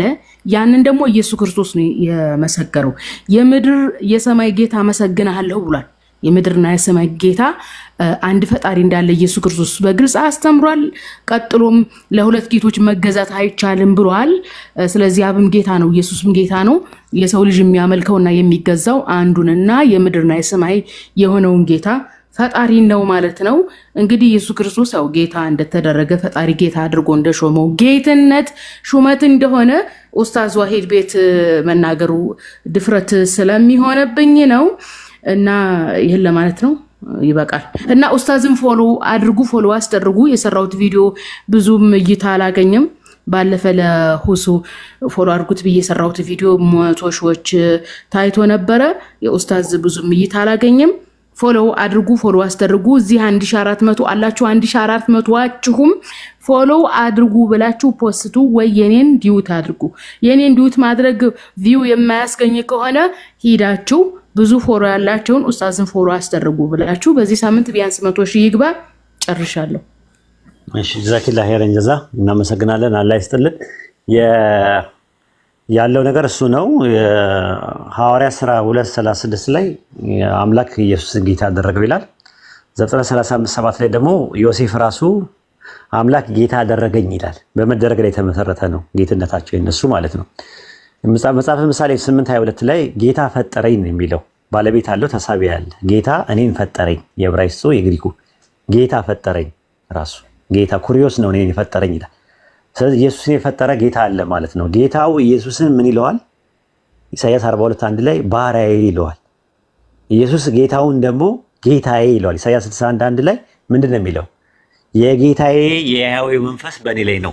በአማርኛው ላይ የጌታ ብሎ ነው ያስቀመጡት። የዕብራይስጡ አዶናይ ነው የሚለው። ጌታዬ የጌታዬ የያህዌ መንፈስ በእኔ ላይ ነው፣ ለድሆች ወንጌል ሰብክ ዘንድ ቀብቶኛል።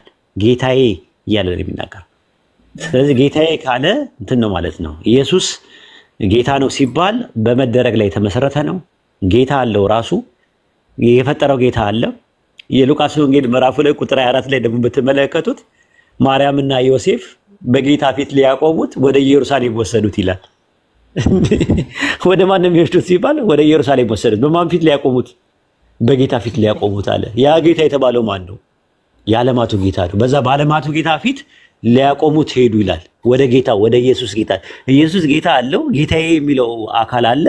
ወደዛ ወሰዱት ይላል ራሱ። አንደኛ ጴጥሮስ ምዕራፍ 3 ቁጥር 6 ላይ ደግሞ ሳራ አብርሃምን ጌታ እያለች ትታዘዝለት ነበር ይላል። ጌታ ኩሪዮስ ልክ ሐዋርያ ሥራ 2:36 ላይ ጌታ ለኢየሱስ የተባለበት ኩሪዮስ የሚል ቃል ነው ያለው።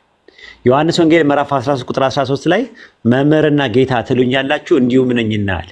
ጌታ ለሚለው ቃል የአረብኛው ባይብል ላይ ሰይድ ብለው ነው ያስቀመጡት። ረብ ብለው አይደለም ያስቀመጡት። ረብ ብለው ሳይሆን ሰይድ ትሉኛላችሁ ነኝ አለ። ረሱል ሰለላሁ ዐለይሂ ወሰለም በሐዲስ ላይ እኔ ሰይድ ነኝ ብለዋል። ዛት ሚንስ ጌታ ነኝ ማለት ነው። ቁርአን ላይ ሱረቱል አሊ ኢምራን ምዕራፍ 3 ቁጥር 39 ላይ አላህ ስለ ያህያ ሲናገር ምን አለ? ጌታም ድንግልም ነው አለ። ጌታ ለሚል ቀበለ ሰይድ ብሎ ነው ያስቀመጠው። ስለዚህ ጌታ የሚለው የአማርኛ ቃል ጌት ከሚለው ከዕብራይስጥ ቃል የተገኘ ሲሆን አውራ ማለት ነው፣ ራስ ማለት ነው፣ የበላይ ማለት ነው፣ አለቃ ማለት ነው። ሌላ ምንም ማለት አይደለም። ስለዚህ ኢየሱስ ጌታ ነው ሲባል ሙስሊም እንደናንተ አይደነግጥም። ምን ማለት ነው ጌታ ስትል? መሲ እንዳለችው ጌታ ስትል ምን ማለት ነው? ጌታ ስትል ማዕረግና እልቅናን ለማሳየት ነው፣ ስልጣንና ሹመትን ለማሳየት ነው እየመጣ ያለው። እንደዛ ከሆነ ችግር የለውም። ሳራም አብርሃምን ጌታ ብለዋለች አይደል እንዴ? ያህያ ጌታ ተብሏል በቁርአን ውስጥ። ዘፍጥረት 28:12 ላይ ጌታዬ ብለዋለች ሳራ አብርሃምን፣ አዶኒ ብለዋለች። ዘፍጥረት 24 ላይ ቁጥር 7 ላይ ስትመለከት ኤሌዜር አብርሃምን ጌታዬ ብሎታል። አምላክ ጌታዬን ባረከው ይላል። ልክ አምላክ እግዚአብሔር ጌታዬን ጠላቶች የእግር መረጋጫ እስካደርስ ድረስ በቀኝ ተቀመጠ አለ እንዳይለው ማለት ነውና ይሄ በጣም ሲምፕል ነው። አሁን በጣም ዘምኗል። ኢስላሚክ አፖሎጀቲክስ ስራዎች በአሁን ሰዓት ዘምነዋል። እንደምትመለከቱት አይደለም።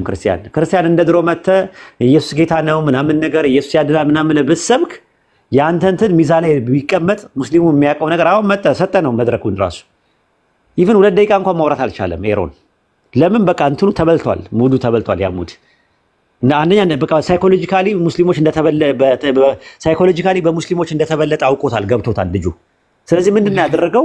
ይሄ ያው የምነግራቸው ነገር ለነሱ አልፈውበት ሄደው ሌላ ዓለም ውስጥ ገብተዋል ብሎ ስለሚያስብ 2 ደቂቃ ሰጥቼው 1 ደቂቃ ነው ያወራው። አልቻለም፣ ራሱ መቋቋም አልቻለም ራሱ። ስለዚህ አቅም ያለው ሰው እኛ ቤት ውስጥ መጥቶ ደቂቃ እንሰጠዋለን፣ የራሱን ትምህርት እንዲያስተምር እንፈቅድለታለን። ኢየሱስ ያድናል የሚበል ኢየሱስ ጌታ ነው የሚበል ዳኑ ከገሃነም ምናምን ይበል። በቃ አስቦልን ነው የሚመጣው እኛ ጋር ሲመጣ። ያችን ሞራል ግን የሌለው ሞራል ትንፍሽ የማይሉት እኛ ቤት ለዛ ነው መንገድ ላይ ምናምን እንትን ይበሉ። እኛ ጋር ግን መተው ግን እቺን ነገር አይደግሟትም። ኢቭን ትምህርት እንዲያስተምሩ 5 ደቂቃ 10 ደቂቃ ሁላ እንሰጣቸዋለን ከፈለጉ። ይሄው እንደምታዩት ነው፣ ነፃነት አለ ቤታችን እና የነበረ ጥሩ ጊዜ ነበር ያሳለፍነው። ኢንሻአላህ አንዲት የመጨረሻ እኔ እኮ ጨርሻለሁ ብዬ ደግሞ ትዝ ይለኛል ኡስታዝ፣ ይሄ ጌታ የሚለው ቋንቋ የድሮ ሰዋሰው ነው። በድሮ ዘመን ፕሬዚዳንት፣ ጠቅላይ ሚኒስተር፣ ፕራይም ሚኒስተር የሚለው ነገር ስለሌለ የድሮ ቋንቋ ነው። አሁን ቋንቋ ራሱ የድንጋይ ዘመኑና የብረት ዘመኑ የቴክኖሎጂ ዘመኑ የሚለው ይለያያል። ድሮ አሁን እኛ አካባቢ በኔ እድሜ ራሱ 90ዎቹ 80ዎቹ አካባቢ ጌታ ነው የሚባለው። አሁን እኛ አካባቢ ራሱ አያቴ አባቴ ጌታ ብለው ነው የሚሉት። አንድ ሰው ጌታ ለኔ አዲስ አይደለም። አሁን ላይ ያለው ትውልድ ጌታ ሲባል ፈጣሪ ነው የሚመስለው። ስለዚህ በዚህ ዙሪያ አንዳንድ ነገር ብትሉ ከቋንቋ ሁኔታ በቋንቋ ደረጃ ራሱ የድሮ ሰዋሰውና አሁን ላይ ሰዋሰው አሉ። አሁን ላይ ያሉት ሰዋሰው ከተለየ ቋንቋ ከላቲንና ከእንግሊዘኛ እየመጡ ጌታ የሚለው ለምሳሌ አሁን መሪጌታ ይባላል በቤተክርስቲያን ራሱ ማለት ነው። መሪጌታ የሚለውን እርስት አድርገው ይመጡና ኢየሱስ ጌታ ነው እያሉ የሚያደነቁሩናሉ። ስለዚህ ከቋንቋ ሁኔታ ራሱ ይሄ ጥሩ ቢባል አሁን እኛ ሙስሊሞች አንዳንድ እንደዚህ በደንብ መጽሐፍ ቅዱስ የማያነቡ ምንም አይሉ ኢየሱስን ጌታ ነኝ ያለው የት ጋር ነው እያሉ በዮሐንስ 13 በጣም እየተበሉ ነው።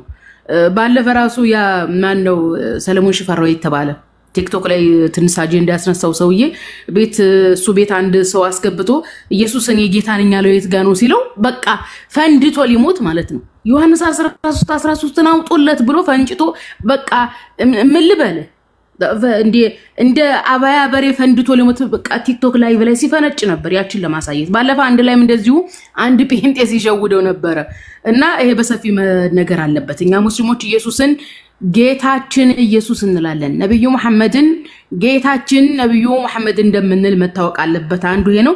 ሁለተኛው ደግሞ ኡስታዝ ይሄ እግዚአብሔር ወልድ የሚለው ነገር ብዙ ልጆች ያንበበው መጽሐፍ ቅዱስ ላይ አተውታል። አዎ እግዚአብሔር ወልድ የሚል የለም፣ ነገር ግን ኢየሱስ ፈጣሪ ነው እያሉ ነው።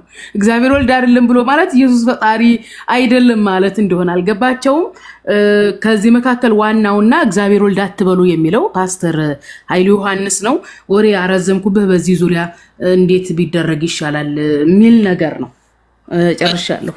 ደግሞ ሌላ ትዝ እንደሌለ ሌላ ቀን እንቀጥልበታለን። በጣም ረጅም ቆየን። እኔም ረጅም ነው በጣም የቆየሁት። አይ ችግር የለውም አብሽሪ፣ ችግር የለውም። ሌላ ቀን እሱ እንትን እንላለን። አትጥፉ ያ ጀማ። እንግዲህ መልካም ጊዜ ይሆንላችሁ። ጁማ የሄዳችሁ ልጆች አላህ ይቀበላችሁ፣ እኛንም ኢንሻአላህ አላህ ይቀበል። በዱዓ እንረሳሳ። ማሚ አለ? አው ኡስታዝ የሰማው ነበረ። ይበቃሃል፣ አንተም ደከምክ በጣም ነው። እንግዲህ የምትሰራበት ነገር አለ እናልከኝ ማጠቃለያ መስራት የምትፈልገው ነገር መጨመር የምትፈልገው ነገር ካለ መጨመር ትችላለህ። ሰዓትም አለን። አይ ይበቃ። በጣም ጥሩ ነው። የሚገርም በጣም ደስ የሚል አሪፍ ጊዜ ነው ያሳለፍነው። ግን ምን መሆን አለበት መሰለ፣ ትምህርቶች ላይ ብዙ ጥያቄ እየተደራረበ ሲመጣ ሰዎቹ የመሸከም ካፓሲቲያቸው እየተጨናነቀ ይመጣል። አንዱን ትምህርት ሳይዙት ወደ ሌላ፣ አንዱን ሳይዙት ወደ ሌላ፣ አንዱን ሳይዙት ወደ ሌላ የሚሄድ ነገር ይፈጠራል። እዚህ ጋር በጣም ጥንቃቄ ያስፈልጋል። እና አሁን ይዘ የገባው ርዕስ ነበረ። ከዛ አንዳንድ ሰዎች እድል ተሰጧቸው ጥያቄ ተነስቶም ነበረ። እናም በጣም አሪፍ ነው። በጣም ቆንጆ ነው። ብዙ ነገር ተምረንበታል። ግን በላዩ የሚደራረቡ ነገሮች ትንሽ እንትን ይናል፣ ይረሳል። አንዱን የያዝነው ይረሳና ሌላ መያዝ፣ አንዱን ይዘነው ደግሞ ወደ ሌላ መያዝ ነው። ዋይዲ የምልል ፈልጌ ነው ያንተ ትምህርት በጣም ኢምፖርታንት የሆነ ትምህርት ነው። እና ግን በአንተ ትምህርት ላይ ሌላ ርዕሶች እንዲጨማመሩበት አንተ ባታደርግ አሪፍ ነው። ሌሎች ርዕሶች ሰዎች መጣው አጀንዳ ወይንም ሌላ ትምህርት እንደ ቶፒክ አድርገው ካመጡት የበፊቱ ይረሳል። አሁን እንትና መሲን እንትን ለማለት አይደለም፣ እንደዛ ሳይሆን ግን ጥያቄ ያላችሁ ሰዎች መጥተው ይጠይቁ። ትምህርት ሳይድ ነው። አንዳንድ ደግሞ ወጣ ያሉ ጥያቄዎችም ካሉ ፈቅደላቸው በዛ መንገድ ይሄድ። አሪፍ ነው። በጣም እኔ ተምሬበታል። በጣም ብዙ ነገሮችን ተምረንበታል ሁላችንም። እና ወይዶ በጣም አሪፍ ነው። ግን እኔ አንድ ነገር ብቻ ልጠይቅ። የአይሁድ እስራኤል ውስጥ የሚኖሩ አይሁዶች ሙስሊሞች አሉ አይደለ? ወይዶ አምላካቸውን አላህ ነው የሚሉት ወይስ ያህዌ ብለው ነው የሚጠሩት? አላህም ብለው ይጠሩታል። ያህዌ የሚለውንም ይጠቀማሉ። አሁን ኢትዮጵያ ውስጥ እኮ እግዚአብሔር የሚለውን እንዳንጠቀም ያደረገን ነገር ኢትዮጵያዊ አገር በቀል ስም ነው፣ ዓለም አቀፍ አይደለም። የሁለት ቃላት ደግሞ ውቅር ነው። ኢቨን ቴዎሎጂካል እንትን የለውም፣ ራሱ ግራውንድ የለውም። ለምን እግዚአብሔር ማለት የሁለት ቃላት ፍቅር ነው። እግዚ ማለት ጌታ ማለት ነው። ብሔር ማለት ሀገር ማለት ነው። የሀገር ጌታ ማለት ነው ትርጉሙ አንድ እሱ ነው። ወልድ ነው። አሁን ያህዌ የምትለውን አልሃይ ብለን እንጠቀማለን። ያህዌ ብዬን የምንጠቀም ይችላል፣ ምንም ችግር የለውም። ለምን እንትና ያህዌ እያልኩ ነው የምጠቀመው እንደዚህ በትምህርት ላይ ማለት ነው። ኢየሱስ ብለህ መጠቀም ትችላለህ። ለምን ኢየሱስ የሚለው ሊንግዊስቲካል አፕሮች ነው። ኢትዮጵያ ውስጥ ኢትዮጵያኖች ያንን የሸዋ የሚለውን ስም እንትን ያሉት ነው። በአረብኛ የሱም ብለውም ኢሳም ብለውም ይጠቀማሉ። ኢሳ ቀዳማዊ አረብኛ ነው፣ ያኛው ዳህራዊ አረብኛ ነው። ሁለቱንም ማለት አንዳንድ ላይ ራሱ ኢሳ በሚል የተተረጎመበት የባይብል አለ፣ ራሱ አረብኛ አለ ጥንት። ምናልባት አሳይቼው አላውቅም። እንደዚህ አይነት እንትኖች አሉ። አሁን ሊንግዊስቲካል በሆነ ዲፈረንሶች ችግር የለብኝም። ጂሰስ ማለት እችላለሁ በእንግሊዝኛ ከፈረንጆችን ሳገኛቸው እንድንግባባ። በአማርኛ ደግሞ ኢየሱስ እያልኩ መጠቀም እችላለሁ። ክርስቶስም ማለት እችላለሁ። መሲህ ማለት ነው በዕብራይስጥ። ክርስቶስ የሚለው ቃል ከግሪኩ ክርስቶስ ከሚለው ቃል የመጣ ነው። መሲህ የሚለው የአረብኛ ቃል እና የግዕዝ ቃል ደግሞ መሺያህ ከሚል ከዕብራይስጥ ቃል የተገኘ ነው። ስለዚህ ሊንግዊስቲካል ዲፈረንስ አለው። ሊንግዊስቲካል ዲፈረንስ ደግሞ ቴዎሎጂካል ፋክተር አይደለም፣ ቴዎሎጂካል ዲፈረንስ አይደለም። ኦንቶሎጂካልም ዲፈረንስ የለውም በዛ አይነት ነገር ማለት ነው። ከዛ አንፃር ነው የምንመለከተው ማለት እኛ አላህን አባት ብለን አንጠራ፣ ግን አባት የተባለውን አይደንቲቲ አምላካችን ነው ብለን እውቅና እንሰጣለን። ባይብል አባት ያለውን አይደንቲቲ አባት የሚለው ትርጉሙ ኦሪጂኔተር ለማለት ተፈልጎ ነው ይላሉ። የተቀጸለበት ቅጽል አባት የሚለው የተቀጸለበት ቅጽል ኦሪጂኔተር ማለት ነው ካሉን ኦሪጂኔተር የሚል ወይም አስገኝ የሚል ቁርአን ላይ አለ። እኛ አምላክን ገበሬ ብለን አንጠራም። ዮሐንስ ወንጌል 15:1 ላይ ኢየሱስ ገበሬ ይላል። ገበሬ ይለዋል አብን። ገበሬ ማለት ተንከባካቢ በሚል ከሆነ ተንከባካቢ የሚል ቁርአን ላይ አለ ስላላ ሲናገር። ባይብል ላይ ስትመለከተው እንትን እረኛ ይለዋል ያህዌን። እረኛ ማለት እንትን የተባለ የተቀጸለበት ነገር ጠባቂ ከሆነ አላህ ጠባቂ እንደሆነ በቁርአን ውስጥ ተገልጿል። አላህ ጠባቂ ነው ላለው ከፈለኩኝ የእንትን ላይ ደግሞ ሐዋርያት ሥራ ማን ነው ዕብራውያን 12:29 ላይ አምላካችን እሳት ነው ይላል። እሳት ማለት ፈራጅ ነው ለማለት ተፈልጎ ነው ብሎ ይተረጉሙታል። ፈራጅ ነው ከሆነ አለ ሐኪም ተብሏል። አላህ በቁርአን ውስጥ ፈራጅ ተብሏል። ድንጋይ ተብሏል፣ አለት ተብሏል። ድንጋይ ዕብራይስጡ እንደውም ድንጋይ ነው የሚለው። አምላክ ድንጋይ ነው ይላል። አምላክ አለት ነው ይላል። አለት ማለት መሸሸጊያ መጠጊያ ከሆነ አላህ አልወኪል ነው፣ መመኪያ ነው፣ የሁሉ መጠጊያ ነው። ስለዚህ እንትኑ የተቀጸለበት ላይ ፕሮብሌም የለብንም። ተርሙን ግን በቁርአን ውስጥ ስላልተወሰፈበትና ስላልሰባበት አንጠቀምበትም ነው። እኛ የምንጠቀመው አምላካችን አላህ በቁርአን ላይ በወሰበበት ወስፍና ባሰባበት ኢስባት ነው የምንቀበለው ነው ፖይንታችን ያለው። ከዛ አንፃር ነው እንጂ እግዚአብሔርን የሚለውን ማንቀበለው። እስራኤል ውስጥ ያሉት ያህዌ ብለው ይቀበሉ ጋድ ብለው ቢጠቀሙ በእንግሊዝኛ ስለ ኢየሱስ ሲያወሩ ጂሰስ እያሉ ሙስሊሞች ይጠቀማሉ። ዜር ኢዝ ኦንሊ ዋን ጋድ እያሉ ነው እንግሊዝ ሀገርም ምናምን አውሮፓ የሚያስተምሩት ሙስሊሞች። ዋን ጋድ አለ ዘ ሜሴንጀር ኦፍ ጋድ ነው ጂሰስ እያሉ ይናገራሉ። ጋድ እያሉ ነው። ጋድ ማለት ሲምፕሊ አምላክ ማለት ነው። አምላክ ብለህ የአምላክ መልእክተኛ ነው ኢየሱስ ማለት ትችላል።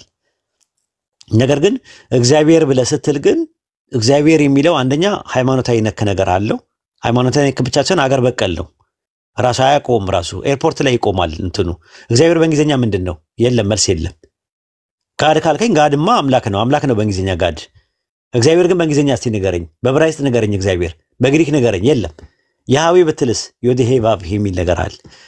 አናባቢ ፊደል እንደተለያየ ነገር አንዱ ጆቫው ብለ ይተታል ጀ የሚል ነገር ስለሌላቸው የሚል ነገር ስለሌላቸው ጀ እያሉ ወሚለው ቨ ብለው ሲጠቀሙ ጆሆቫ ብለው ሊጠቀሙ ይችላሉ። እንደ አይነት ሊንግዊስቲካል አፕሮች ያለው ነገር አለ ለማለት ፈልጌ ነው። አይ ቲንክ ተረድተኛል። ይሄን ይመስላል። ጀዛከላ አላህ ይጨምርልህ ኡስታዝ ዋሂድ፣ በጣም ጥሩ ትምህርት ነበረ። ዛሬ ጁማ ነው እንግዲህ አንዳንድ ነገር መዘገጃጀትም አለብህ።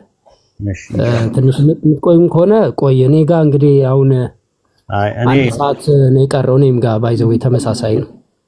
አንድ ሰዓት ነው የቀረው። ደግሞ እንግሊዝ እመጣለሁ በቅርብ። ደግሞ ሻይ ቡና ትለኛለህ ኢንሻአላህ። ኢንሻአላህ በደንብ ነው የምቀበልህ። ምናልባት አላውቅም፣ ይሄንን ሰመርን ቫኬሽን እዛ እንትን ልል እችላለሁ። ሆቴል ትይዝልኝና ያው ማለት ያው እንትን ስንል ቫኬሽን ስንወጣ ያው ሆቴል ትይዛለህ አይደል? ሆቴል ትይዝልንና ያው በራሴ ወጪ ማለት ነው ይዞ ከዛ በኋላ እንገናኛለን ማለት ነው። አላህ ካለ ካልሆነ አውሮፓ እንግሊዝን ነው ማላቃት። እኔ ብዙዎቹን አውቃቸዋለሁ። ችግር የለውም፣ ምንም ችግር የለውም። ኢንሻአላህ ሀቢቢ። ወሰላሙ አለይኩም። ወአለይኩም ሰላም።